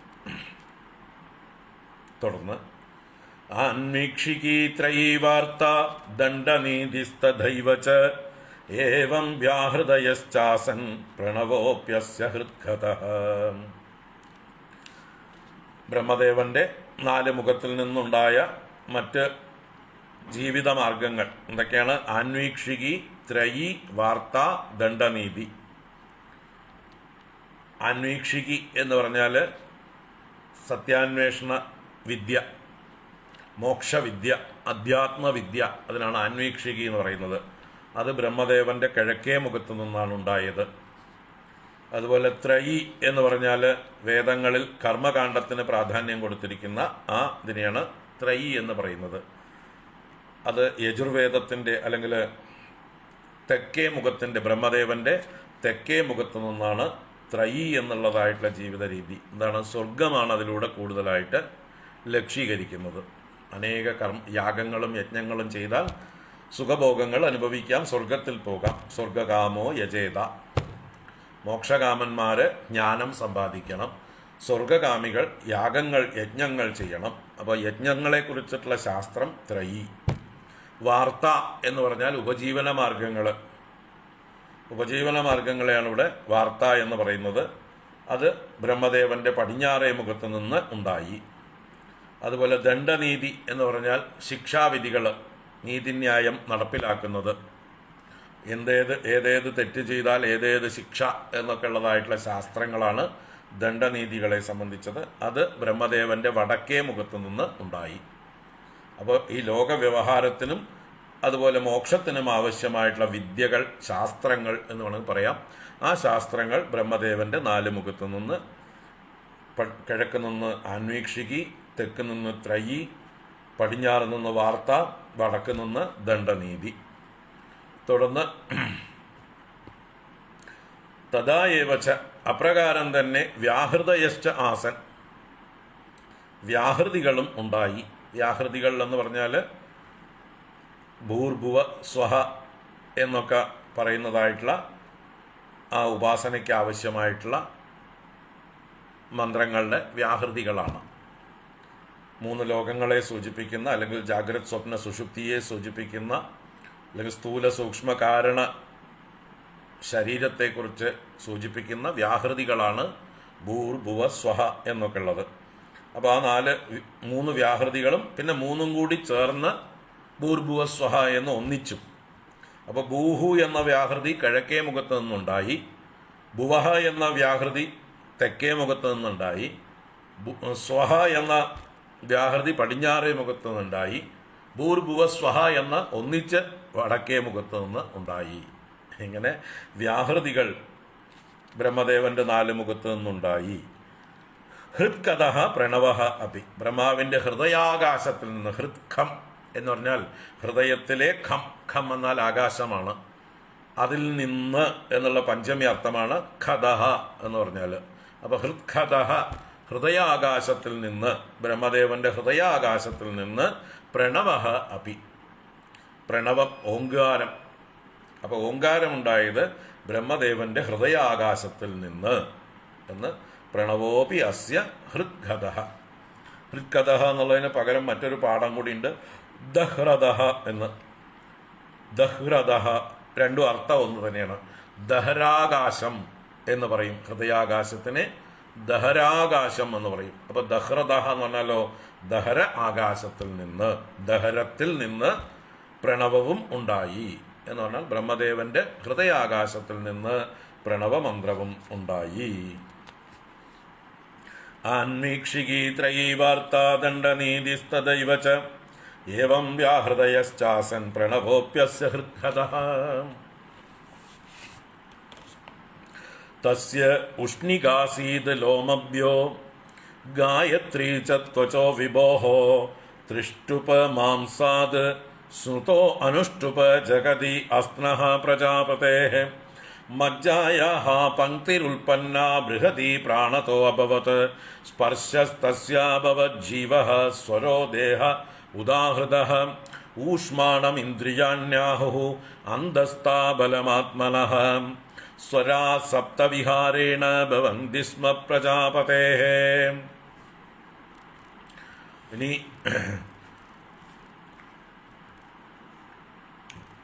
ഓരോരോ വൈദികങ്ങളായ ഛന്ദസ്സുകൾ, ഛന്ദസ് എന്ന് പറഞ്ഞാൽ വൃത്തങ്ങൾ, മീറ്റേഴ്സ് എന്നൊക്കെ പറയുന്ന ഛന്ദസ്സുകൾ, അനുഷ്ടുപ്പ്, തൃഷ്ടുപ്പ്, ജഗതി, ഗായത്രി മുതലായിട്ടുള്ള വൈദികങ്ങളായ ഛന്ദസ്സുകൾ ബ്രഹ്മദേവന്റെ ഏതേത് അവയവങ്ങളിൽ നിന്ന് ഉണ്ടായി എന്ന് പറയുകയാണ് ഇവിടെ 45 മുതൽ.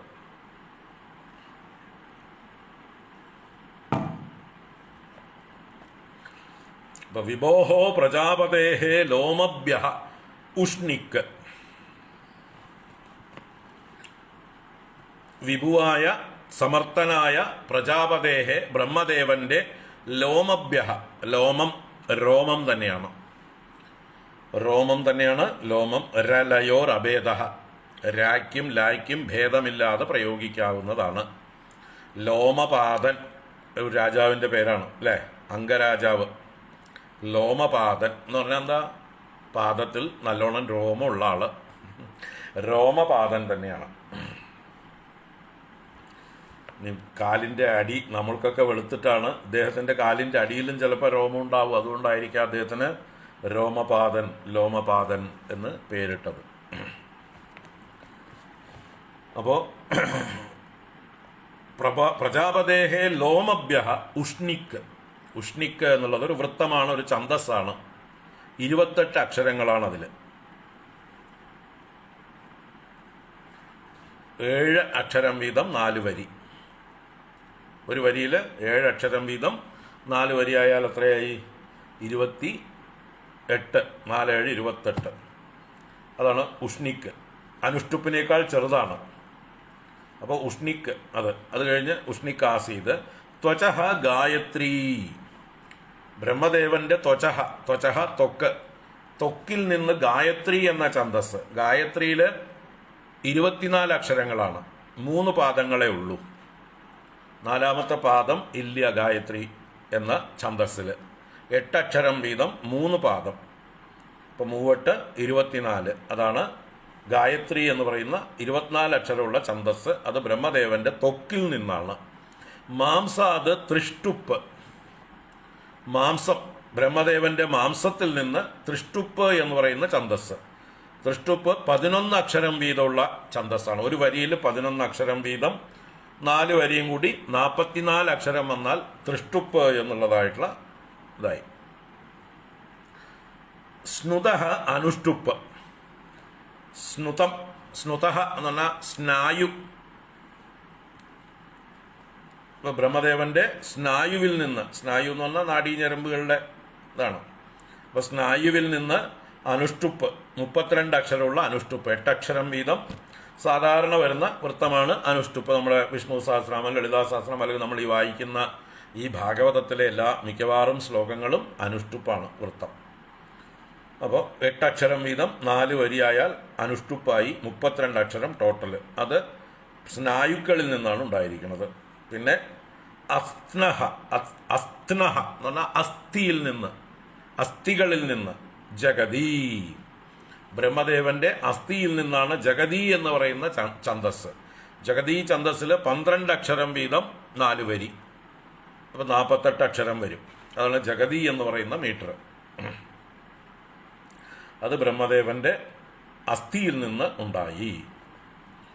അപ്പോൾ നമ്മൾ ഈ പറഞ്ഞ ഛന്ദസ്സിലുള്ളതായിട്ടുള്ള ശ്ലോകങ്ങളും മന്ത്രങ്ങളും ഒക്കെ ചൊല്ലുമ്പോൾ തീർച്ചയായിട്ടും നമ്മുടെ ശരീരത്തിലുള്ള അതാത് അവയവങ്ങളെ അത് പെനിട്രേറ്റ് ചെയ്യാൻ, റിജുവനേറ്റ് ചെയ്യാൻ ഒക്കെ സാമർഥ്യം ഉണ്ടാവും. മനസ്സിലാവുണ്ടോ? ഗായത്രി മന്ത്രം ചൊല്ലിയാൽ മാംസങ്ങൾക്ക് പുഷ്ടിയുണ്ടാവും. അല്ല, ത്വക്കിൽ നിന്നാണ് ഗായത്രി. അപ്പൊ ത്വക്കിന് നല്ല തിളക്കമുണ്ടാവും, അല്ലേ? മറ്റേ ഉഷ്ണിക്ക് 28 അക്ഷരമുള്ള ആ മന്ത്രങ്ങളോ ശ്ലോകങ്ങളോ ഒക്കെ ചൊല്ലിയാൽ രോമങ്ങൾക്ക് നല്ല പുഷ്ടി ഉണ്ടാവും. തൃഷ്ടുപ്പ് 44 അക്ഷരമുള്ള മന്ത്രം ചൊല്ലിയാൽ മാംസത്തിന് കൊഴുപ്പുണ്ടാവും. 32 അക്ഷരമുള്ള അനുഷ്ടുപ്പ് നിരന്തരം മന്ത്രങ്ങൾ ചൊല്ലിയാൽ സ്നായുക്കൾക്ക് പുഷ്ടി ഉണ്ടാവും. ജഗതി ഛന്ദസ്സിലുള്ളതായിട്ടുള്ള മന്ത്രങ്ങൾ ചൊല്ലിയാൽ അസ്ഥിക്ക് നല്ല ബലമുണ്ടാവും. ഇങ്ങനെ നമ്മുടെ ശരീരത്തിലെ ഈ പറഞ്ഞ അവയവങ്ങളുമായിട്ടും ഈ വൃത്തങ്ങൾക്ക് അല്ലെങ്കിൽ ഈ ഛന്ദസ്സുകൾക്ക് ബന്ധം ഉണ്ട്. അതിൻ്റെ പ്രയോജനം നമുക്ക് ലഭിക്കും. തുടർന്ന് പറയുന്നു, മജ്ജായാഹ പങ്ക്തിരുൽപ്പന്ന ബൃഹതി പ്രാണതോഭവത് സ്പർശസ്തസ്യാഭവത് ജീവഃ സ്വരോ ദേഹ ഉദാഹൃതഃ. അതിൽ ആദ്യത്തെ വരിയിൽ വൃത്തങ്ങളെ തന്നെ തുടരുകയാണ്. 2ാമത്തെ വരിയിൽ അക്ഷരമാലയിലേക്ക് കടക്കുകയാണ്. ഇപ്പൊ മജ്ജായാഹ പങ്ക്തി ഉൽപ്പന്ന. മജ്ജയിൽ നിന്ന് പങ്ക്തി എന്ന് പറഞ്ഞാല് 10 തികഞ്ഞ 4. 10 പേര് കൂടിയാൽ പങ്ക്തി എന്ന് പറയാം. അങ്ങനെ 10 അക്ഷരങ്ങളുള്ള 4 വരി ചേർന്നാലാണ് പങ്ക്തി ഛന്ദസ്. 40 അക്ഷരം ടോട്ടല്. അത് മജ്ജയിൽ നിന്നാണ് ഉണ്ടായി വരുന്നത്. മജ്ജയിൽ നിന്ന് പങ്ക്തി ഉൽപ്പന്നമായി. പ്രാണതഃ ബൃഹതി. പ്രാണനിൽ നിന്ന് ബൃഹതി എന്ന് പറയുന്നതായിട്ട് ഛന്ദസ്. ബൃഹതി എന്ന് പറഞ്ഞാൽ 9 അക്ഷരം വീതം 4 വരി. 9 4 36. 36 അക്ഷരമുള്ള ബൃഹതി ഛന്ദസ് പ്രാണനിൽ നിന്നുണ്ടായി എന്നാണ്. അപ്പോൾ നമുക്ക് ബൃഹതി ഛന്ദസ്സിലുള്ളതായിട്ടുള്ള മന്ത്രങ്ങൾ ചൊല്ലിയാൽ പ്രാണന് എന്താ പറയുക, റിജുവനേഷൻ ഉണ്ടാകും. അതുപോലെ ഈ പങ്ക്തി ഛന്ദസ്സിലുള്ള മന്ത്രങ്ങൾ ചൊല്ലിയാൽ മജ്ജയ്ക്ക് കൊഴുപ്പുണ്ടാവും, മജ്ജ ശക്തി പ്രാപിക്കും. ഇങ്ങനെ ഓരോന്നിനും അതിൻ്റേതായിട്ടുള്ള സ്വാധീനം. അപ്പോൾ ആദ്യത്തെ വരിയിൽ മജ്ജയിൽ നിന്ന് പങ്ക്തി എന്ന 40 അക്ഷരം വരുന്ന വൃത്തവും പ്രാണനിൽ നിന്ന് 36 അക്ഷരം വരുന്ന ബൃഹതി എന്ന വൃത്തവും ഉണ്ടായി. ഇനി തുടർന്ന് സ്പർശ തസ്യ അഭവത് ജീവ സ്വരോ ദേഹ ഉദാഹൃത. സ്പർശം എന്ന് പറയുന്ന അക്ഷര സമുദായം അതെന്താണ്? സ്പർശം എന്ന് പറഞ്ഞാൽ കകാരം മുതൽ മകാരം വരെയുള്ള വ്യഞ്ജനാക്ഷരങ്ങളെയാണ് സ്പർശങ്ങൾ എന്ന് പറയുന്നത്.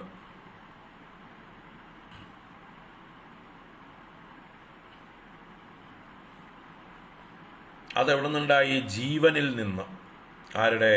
ബ്രഹ്മദേവന്റെ ജീവനിൽ നിന്ന്. തസ്യ അഭവത് ജീവ എന്ന് പറയുമ്പോൾ തസ്യ ജീവ സ്പർശ അഭവത്.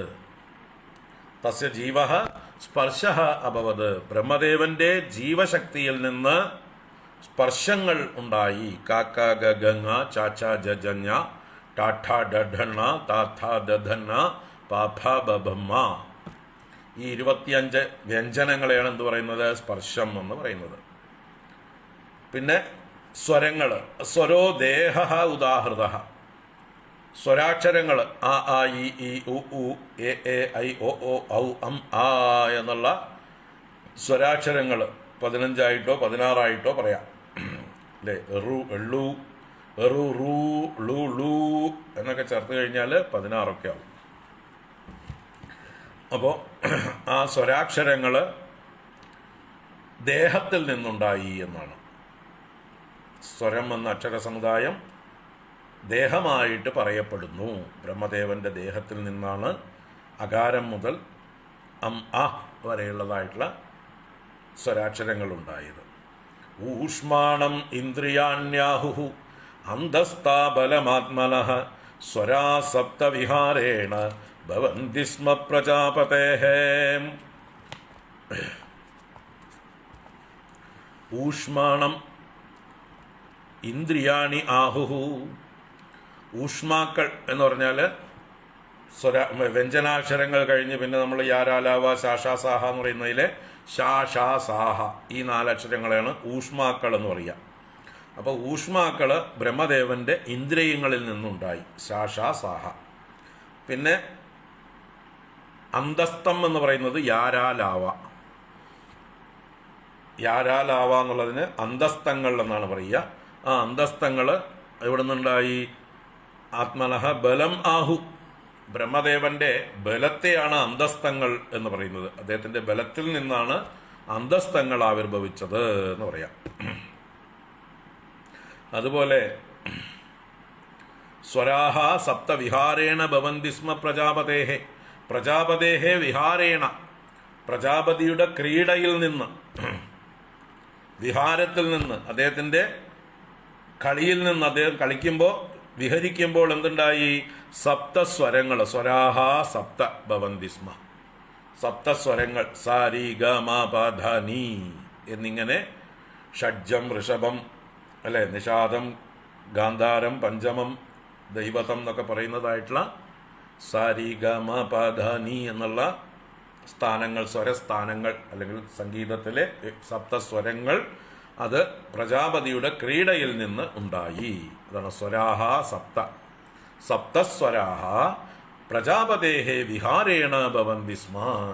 പ്രജാപതിയുടെ വിഹാരം കൊണ്ടാണ് ഉണ്ടാകുന്നത്. അദ്ദേഹം കളിക്കുമ്പോൾ ഉണ്ടാകുന്ന ശബ്ദങ്ങളാണ് ഈ സംഗീതത്തിലെ സപ്തസ്വരങ്ങളായി ഭവിച്ചത്, സരിഗമ പതനിയായിട്ട് മാറിയത് എന്ന്. ശബ്ദബ്രഹ്മാത്മനസ്തസ്യ വ്യക്താവ്യക്താത്മനഃ പരഃ ബ്രഹ്മാവഭാതി വിതതോ നാനാശക്തിയുപബൃംഹിതഃ.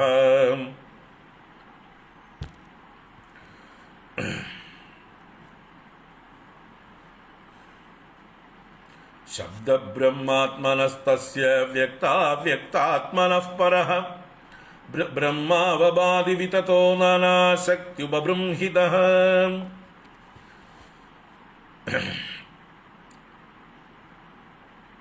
അപ്പൊ ശബ്ദബ്രഹ്മാത്മനഃ തസ്യ വ്യക്താവ്യക്താത്മനഃ. ഈ ബ്രഹ്മദേവൻ വ്യക്തവും അവ്യക്തവുമായിരിക്കുന്ന സ്വരൂപത്തോടു കൂടിയിരിക്കുന്ന ആ ശബ്ദബ്രഹ്മസ്വരൂപനായിരിക്കുന്ന അദ്ദേഹത്തിൽ നിന്ന്, ആ ബ്രഹ്മദേവനിൽ നിന്ന് നാനാശക്തി ഉപബൃംഹിത, നാനാശക്തികൾ കൊണ്ട് വർദ്ധിച്ചവനായിട്ടുള്ള പരഹ ബ്രഹ്മ, പരബ്രഹ്മസ്വരൂപൻ വിതത അവഭാതി, സർവവ്യാപിയായി എല്ലായിടത്തും വ്യാപിച്ചവനായി പ്രകാശിക്കുന്നു. അപ്പോൾ പരംബ്രഹ്മം ബ്രഹ്മദേവന്റെ ശരീര അവയവങ്ങളിലൂടെ പ്രകാശിക്കുന്നു എന്നാണ് ഇവിടെ പറഞ്ഞത്. പരബ്രഹ്മം തന്നെയാണ് സഗുണമായി ബ്രഹ്മദേവനിലൂടെ പ്രപഞ്ചാകാരത്തിൽ പ്രപഞ്ചത്തിലെ വിവിധ ചരാചരങ്ങളായി സ്ഥൂലവും സൂക്ഷ്മവുമായിട്ടുള്ള പല വസ്തുക്കളായി പ്രകാശിക്കുന്നത് ആ പരംബ്രഹ്മം തന്നെ. പരം പ്രകടമായതിനെയാണ് ഈ പ്രപഞ്ചമായി പറയുന്നത്. കോൺഷ്യസ്നസ് ഗ്രോസിഫൈഡ് അല്ലെങ്കിൽ മാനിഫെസ്റ്റായത്. ഭഗവാൻ വാസ്തവത്തിൽ ഭഗവാൻ അവ്യക്താത്മാവുമാണ്. ആ അവ്യക്താത്മാവായ ഭഗവാന്റെ വ്യക്തമായ ഭാവമാണ് ഈ പ്രപഞ്ചം. പാദോസ്യ വിശ്വാഭൂതാനി ത്രിപാദസ്യ അമൃതം ദിവി. അദ്ദേഹത്തിൻ്റെ ചെറിയൊരു അംശം ഈ വിശ്വമായി ഭവിച്ചിരിക്കുന്നു. മുക്കാൽ ഭാഗം വിശ്വത്തിന് അപ്പുറത്താണ് എന്നൊക്കെ മുമ്പും പലതും പറഞ്ഞ പോലെ ആ പരബ്രഹ്മത്തിൻ്റെ പ്രകടമായ ഭാവമാണ് ശബ്ദബ്രഹ്മാത്മാവായ ബ്രഹ്മദേവനും ആ ബ്രഹ്മദേവനിൽ നിന്നുണ്ടായിട്ടുള്ള സൃഷ്ടികളും.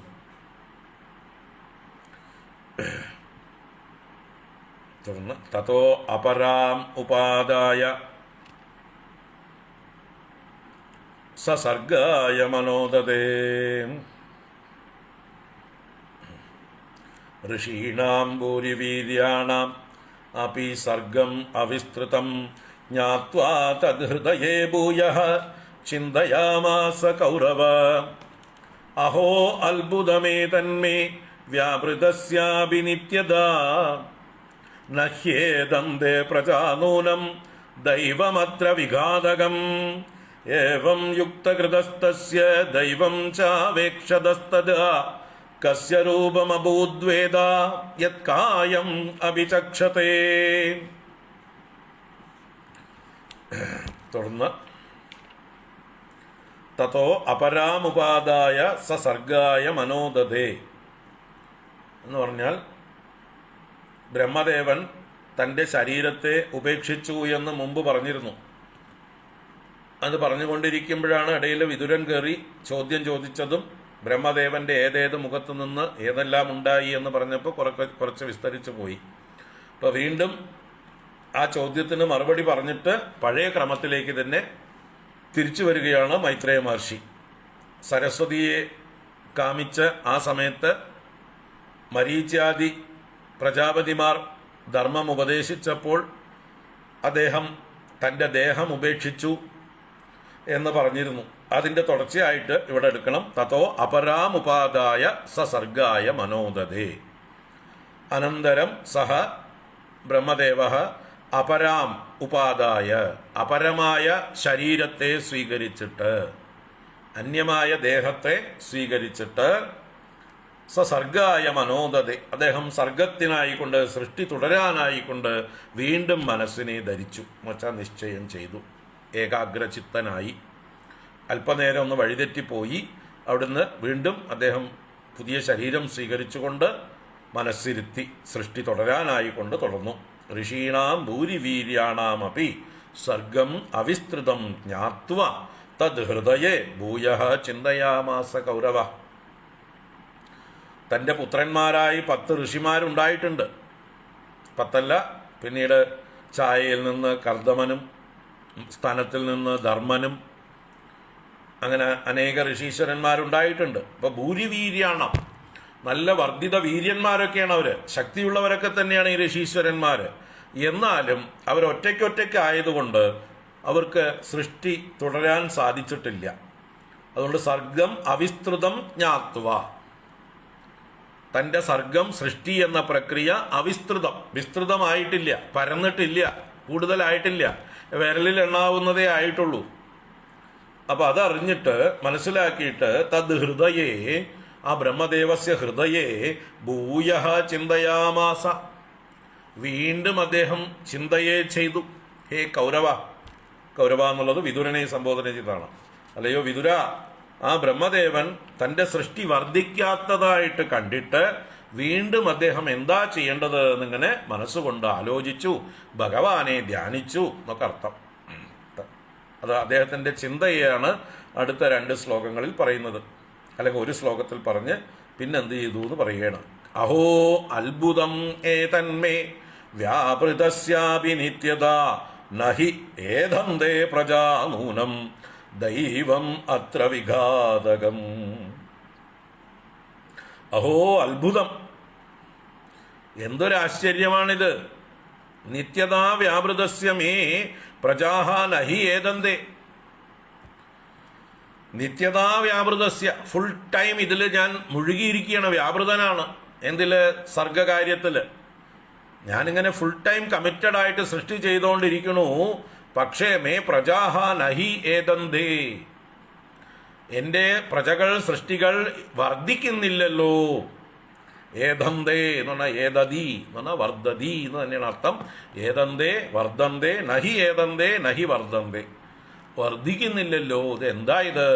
ഞാൻ എത്ര കാലമായി അധ്വാനിക്കാൻ തുടങ്ങിയിട്ട് രാവും പകലും പണിയെടുത്തിട്ടും ഒരു ഫലവും കാണുന്നില്ലല്ലോ എന്ന് അദ്ദേഹം ഇങ്ങനെ ചിന്തിച്ചു. അഹോ അത്ഭുതം ഏതന്മേ വ്യാപൃതസ്യാപി നിത്യത നഹി ഏതന്തേ പ്രജാനൂനം. അപ്പൊ എന്താണ് നിശ്ചയിച്ചത്? നൂനം എന്ന് പറയുന്നത് എന്താണ്? അത്ര ദൈവം വിഘാതകം. ഇതിന് ദൈവം തന്നെയാണ് തടസ്സമായിരിക്കുന്നത്, പ്രതിബന്ധമായിരിക്കുന്നത്. ദൈവം എന്ന് പറഞ്ഞാൽ എൻ്റെ പ്രാരബ്ധം, എൻ്റെ ദുരദൃഷ്ടം, എൻ്റെ കർമ്മബലം എന്നൊക്കെ അർത്ഥത്തിൽ ദൈവം. അപ്പം അതിനെന്ത് വേണം? ഈശ്വരൻ്റെ അനുഗ്രഹം വേണം. ഈശ്വരാനുഗ്രഹം ഉണ്ടെങ്കിലേ നമ്മുടെ വിധിയെ മാറ്റിമറിക്കാൻ നമുക്ക് വേണം. അപ്പോൾ ബ്രഹ്മദേവൻ പോലും തൻ്റെ വിധിയെക്കുറിച്ച് ഓർത്ത് തലയിൽ കൈവയ്ക്കണം. നോക്കൂ, നമ്മളൊക്കെ ബ്രഹ്മദേവനെ കുറ്റപ്പെടുത്തും അല്ലേ? നമ്മുടെ വിധി മോശമായാൽ അങ്ങേര് എന്തെഴുത്താണി കൊണ്ടാണ്, തുരുമ്പ് പിടിച്ച ഇരുമ്പ് എഴുത്താണി കൊണ്ടാണ് തോന്നുന്നു നമ്മുടെയൊക്കെ തലയിൽ വരച്ചിരിക്കുന്നത് എന്ന് നമ്മൾ ചിലപ്പോൾ ബ്രഹ്മദേവനെ ശപിക്കും. ഇവിടെ ബ്രഹ്മദേവൻ സ്വയം തലയിൽ കൈവയ്ക്കണു, എൻ്റെ വിധി ദൈവം. ഇപ്പോൾ ബ്രഹ്മദേവൻ്റെ ഈ നിയന്ത്രണത്തിലല്ല ഇതൊന്നും.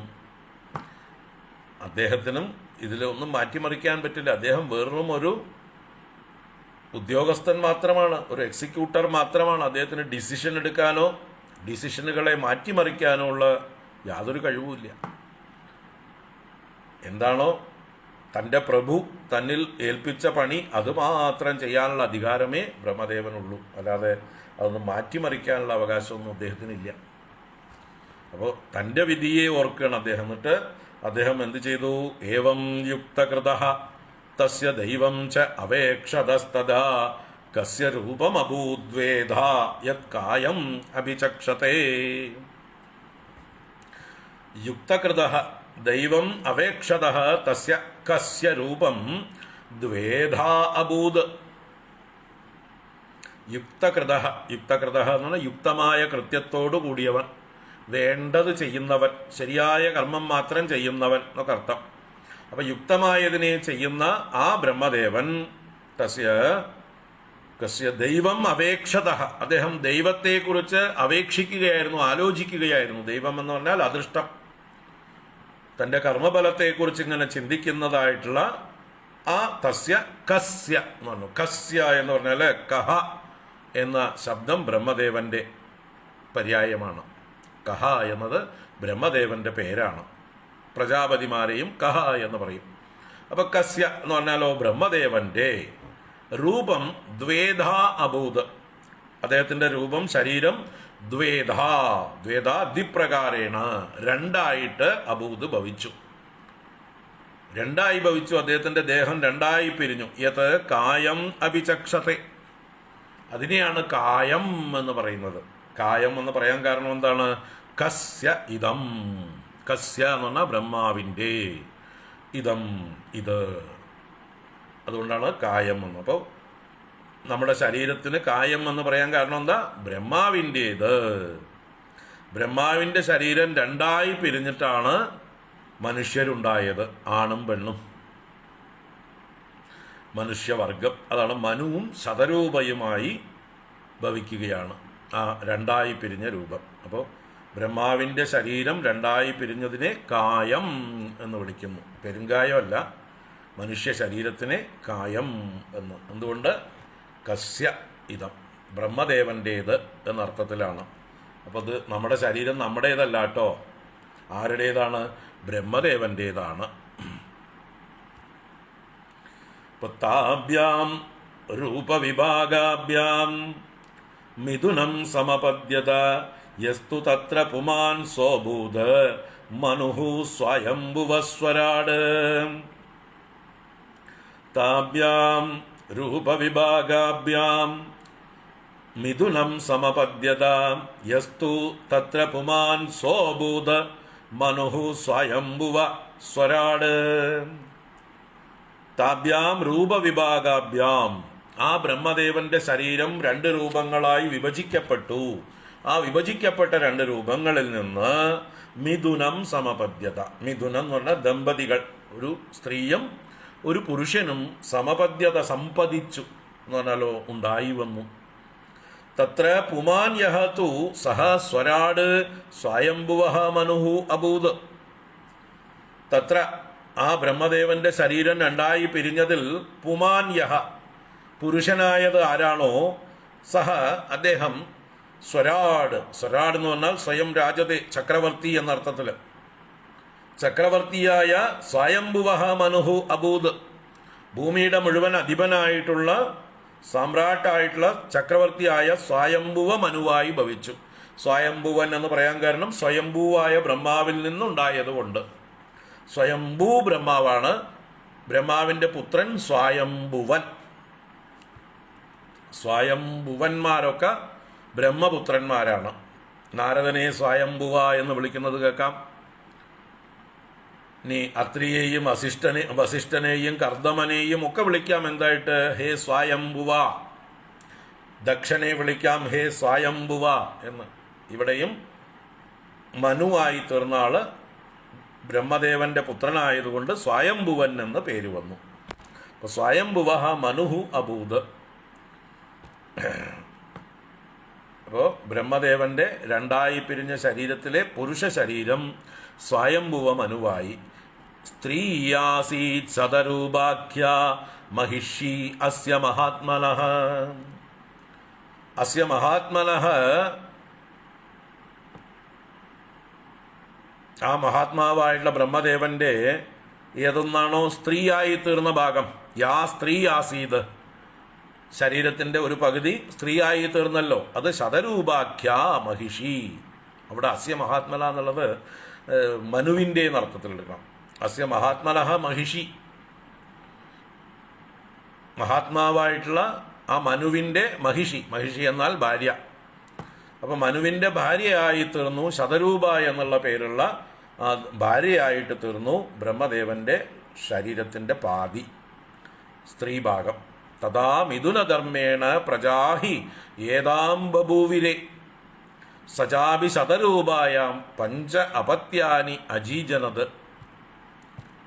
തഥാ മിഥുനധർമ്മേണ പ്രജാഹി ഏതാം ബഭൂവിരെ, അനന്തരം, തഥാ അപ്പോൾ എന്നൊക്കെ അർത്ഥം. മിഥുനധർമ്മേണ, മിഥുനധർമ്മം ദാമ്പത്യത്തിലൂടെ, ഭാര്യാഭർത്തൃബന്ധത്തിലൂടെ സ്ത്രീയും പുരുഷനും കൂടി ചേർന്ന് പ്രജകളെ വർദ്ധിപ്പിച്ചു. ഏതാം ബഭൂവിരെ, ഏതതേ വർദ്ധതേ എന്ന് പറഞ്ഞില്ല, ഇവിടെ ഏതാം ബഭൂവ, വർദ്ധിച്ചു വന്നു. ഏതാം ബഭൂവിരെ, അഭിവൃദ്ധിയെ പ്രാപിച്ചു. എന്ത്?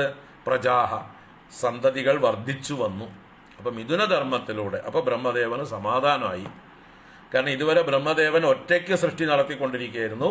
ഇനി മുതൽ ദമ്പതികളായിട്ടുള്ള സൃഷ്ടി ആരംഭിക്കുകയാണ്. ഭാര്യാഭർത്തൃബന്ധത്തിലൂടെ സൃഷ്ടി ആരംഭിക്കുന്നു. അപ്പോൾ അത് ആദ്യമായിട്ട് സ്വയംഭുവ മനുവും ശതരൂപയുമാണ് ആദ്യത്തെ ദമ്പതികൾ. അവരിലൂടെ അവർ തമ്മിലുണ്ടായ സംയോഗരൂപമായ ദാമ്പത്യധർമ്മത്തിൽ നിന്ന് പ്രജകൾ അഭിവൃദ്ധിയെ പ്രാപിച്ചു. സചാപി ശതരൂപായാം പഞ്ച അപത്യാനി അജീജനത്. സചാപി എന്ന് പറഞ്ഞാൽ അവനും, അവൻ എന്ന് പറഞ്ഞാൽ മനുവും, ആ സ്വയംഭുവ മനുവും ശതരൂപായാം തൻ്റെ ഭാര്യയായ ശതരൂപാദേവിയിൽ പഞ്ച അപത്യാനി അജീജനത് 5 അപത്യങ്ങളെ, അപത്യങ്ങൾ സന്താനങ്ങൾ, സന്തതികളെ അജീജനത് ജനിപ്പിച്ചു. അപ്പോൾ മനു ശതരൂപാദേവിയിൽ 5 മക്കളെ ജനിപ്പിച്ചു. അവരാരൊക്കെയാണെന്ന് പറയണ: പ്രിയവ്രതോത്ഥാനപാദൗ തിസ്രകന്യാശ്ച ഭാരത ആകൂതിർദേവഹൂതിശ്ച പ്രസൂതിരിതി സത്തമാം. പ്രിയവ്രത ഉത്ഥാനപാദൗ 2 പേര്, പ്രിയവ്രതശ്ച ഉത്ഥാനപാദശ്ച, രണ്ടും കൂടി ചേർന്ന് വിഗ്രഹിച്ചപ്പോഴാണ്, സമാസിച്ചപ്പോഴാണ് പ്രിയവ്രതോത്ഥാനപാദൗ. പ്രിയവ്രതനും ഉത്ഥാനപാദനും 2 മക്കള്. മൂത്താള് പ്രിയവ്രതനാണ്, രണ്ടാമൻ ഉത്ഥാനപാദൻ. തിസ്രകന്യാശ്ച ഭാരത, അല്ലയോ വിതുര, ഭരതവംശത്തിൽ ജനിച്ച വിതുര, അദ്ദേഹത്തിന് 3 കന്യകമാരും ഉണ്ടായി. ആരൊക്കെയാണ്? ആകൂതിഹി, ദേവഹൂതി, പ്രസൂതിരിതി സത്തമ, അല്ലയോ സത്തമനായ, സത്തുക്കളിൽ ശ്രേഷ്ഠനായ വിതുര, ഇങ്ങനെ 3 പെൺകുട്ടികളും അദ്ദേഹത്തിനുണ്ടായി. ആകൂതി, ദേവഹൂതി, പ്രസൂതി. ആകൂതിം രുചയേ പ്രാദാത് കർദമായതു മധ്യമാം ദക്ഷായ അദാത് പ്രസൂതിം ച യത ആപൂരിതം ജഗത്. ഇനി ആ 3 പെൺമക്കളെ ആർക്കായിട്ട് കല്യാണം കഴിച്ചു കൊടുത്തു എന്ന് പറയാണ്. ആകൂതിം രുചയേ പ്രാദാത്, മൂത്ത മകളായ ആകൂതിയെ സ്വയംഭൂമനു രുചി എന്ന് പറയുന്ന പ്രജാപതിക്കായി കൊണ്ടുകൊടുത്തു. രുചയേ പ്രാദാത്, രുചിക്കായി കൊണ്ടുകൊടുത്തു. കർദ്ദമായതു മധ്യമാം, മധ്യമയാരാണ്? ദേവഹൂതി. ദേവഹൂതി എന്ന 2ാമത്തെ മകളെ കർദ്ദമായ, കർദ്ദമ പ്രജാപതിക്ക് വിവാഹം കഴിച്ചു കൊടുത്തു. ദക്ഷായ അദാത് പ്രസൂതിം ച, പ്രസൂതി എന്ന 3ാമത്തെ മകളെ ദക്ഷായ അദാത്, ദക്ഷനായി കൊണ്ട് ദാനം ചെയ്തു. അപ്പൊ ദക്ഷന്റെ പത്നിയായിട്ട് പ്രസൂതി. ഇങ്ങനെ ഇനി ഇവരുടെ മക്കളും മക്കളുടെ മക്കളും പേരക്കുട്ടികളുമായിട്ട് അങ്ങനെയാണ് യതഃ ആപൂരിതം ജഗത്.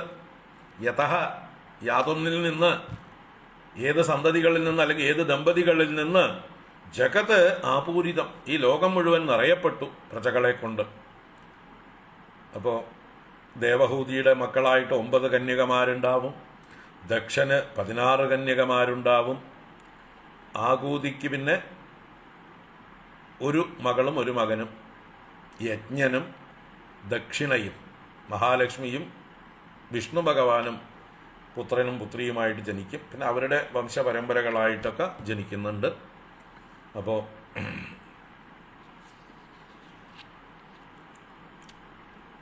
ഇങ്ങനെ ഇവരുടെ വംശപരമ്പരകളെ കൊണ്ട് ലോകം പൂർണ്ണമാക്കപ്പെട്ടു, നിറയപ്പെട്ടു. യതഃ ആപൂരിതം ജഗത്. അപ്പോൾ ബ്രഹ്മദേവന് സമാധാനമായി. ഇനി തനിക്ക് റിട്ടയർ ചെയ്യാം, അല്ലെങ്കിൽ തനിക്ക് മാറിയിരിക്കാം. തൻ്റെ സന്തതി പരമ്പരകൾക്ക് സൃഷ്ടി വർദ്ധിപ്പിക്കുവാനുള്ള ദൗത്യം ഏൽപ്പിച്ചു കൊടുത്ത് അദ്ദേഹത്തിന് മാറിയിരുന്ന് സഹായിക്കാം. ഇതുവരെ അദ്ദേഹം നേരിട്ടായിരുന്നു കാര്യങ്ങളൊക്കെ നോക്കി നടത്തിയിരുന്നത്. ഇനി അദ്ദേഹത്തിന് മാറിയിരുന്ന് മക്കൾ ചെയ്യുന്നതിനെ നോക്കി രക്ഷിച്ചാൽ മതി. അപ്പം ഇങ്ങനെ സ്വയംഭുവ മനുവും ശതരൂപാദേവിയും ഉണ്ടായതും അവർക്ക് 5 മക്കൾ: പ്രിയവ്രതൻ, ഉത്താനപാദൻ, ആകൂതി, ദേവഹൂതി, പ്രസൂതി. അതിൽ ആകൂതി രുചി പ്രജാപതിയെയും ദേവഹൂതി കർദ്ദമ പ്രജാപതിയെയും പ്രസൂതി ദക്ഷനെയും വിവാഹം കഴിച്ച കാര്യം ഇവിടെ സൂചിപ്പിച്ചു. ഇനി തുടർന്ന് അടുത്ത അധ്യായത്തിലാണ് ഈ മനു ബ്രഹ്മദേവന്റെ ആജ്ഞ അനുസരിച്ച് സൃഷ്ടി തുടരുന്നതും പിന്നീട് ഭൂമി അധർമ്മം കൊണ്ട് നശിക്കുന്നതും, അഥവാ ഹിരണ്യാക്ഷൻ ഭൂമിയെ അപഹരിച്ചു കൊണ്ടുപോകുന്നതും, ഭഗവാൻ ഭൂമിയെ ഉദ്ധരിക്കാനായിക്കൊണ്ട് വരാഹമായി അവതരിക്കുന്നതുമായിട്ടുള്ള ഭാഗം അടുത്ത അധ്യായത്തിലാണ് വരിക. 13-ാം അധ്യായത്തിലാണ് വരാഹ അവതാരം വരിക. നമുക്ക് നാളെ തുടരാം. ഓം കായേന വാചാ മനസേന്ദ്രിയൈർവാ ബുദ്ധ്യാത്മനാ വാ പ്രകൃതേ സ്വഭാവാത് കരോമി യദ്യത് സകലം പരസ്മൈ നാരായണായേതി സമർപ്പയാമി. ഓം ശാന്തി ശാന്തി ശാന്തി. ഹരി ഓം ശ്രീ ഗുരുഭ്യോ നമഃ. ഹരി ഓം. അടുത്ത അധ്യായത്തിൽ 19-ാം ശ്ലോകത്തിലാണ് വരാഹാവതാരം. നാളെ കാണാം. ഓം ശാന്തി ശാന്തി ശാന്തി. ഹരി ഓം ഹരി ഓം. എല്ലാവർക്കും ശുഭദിനാശംസകൾ.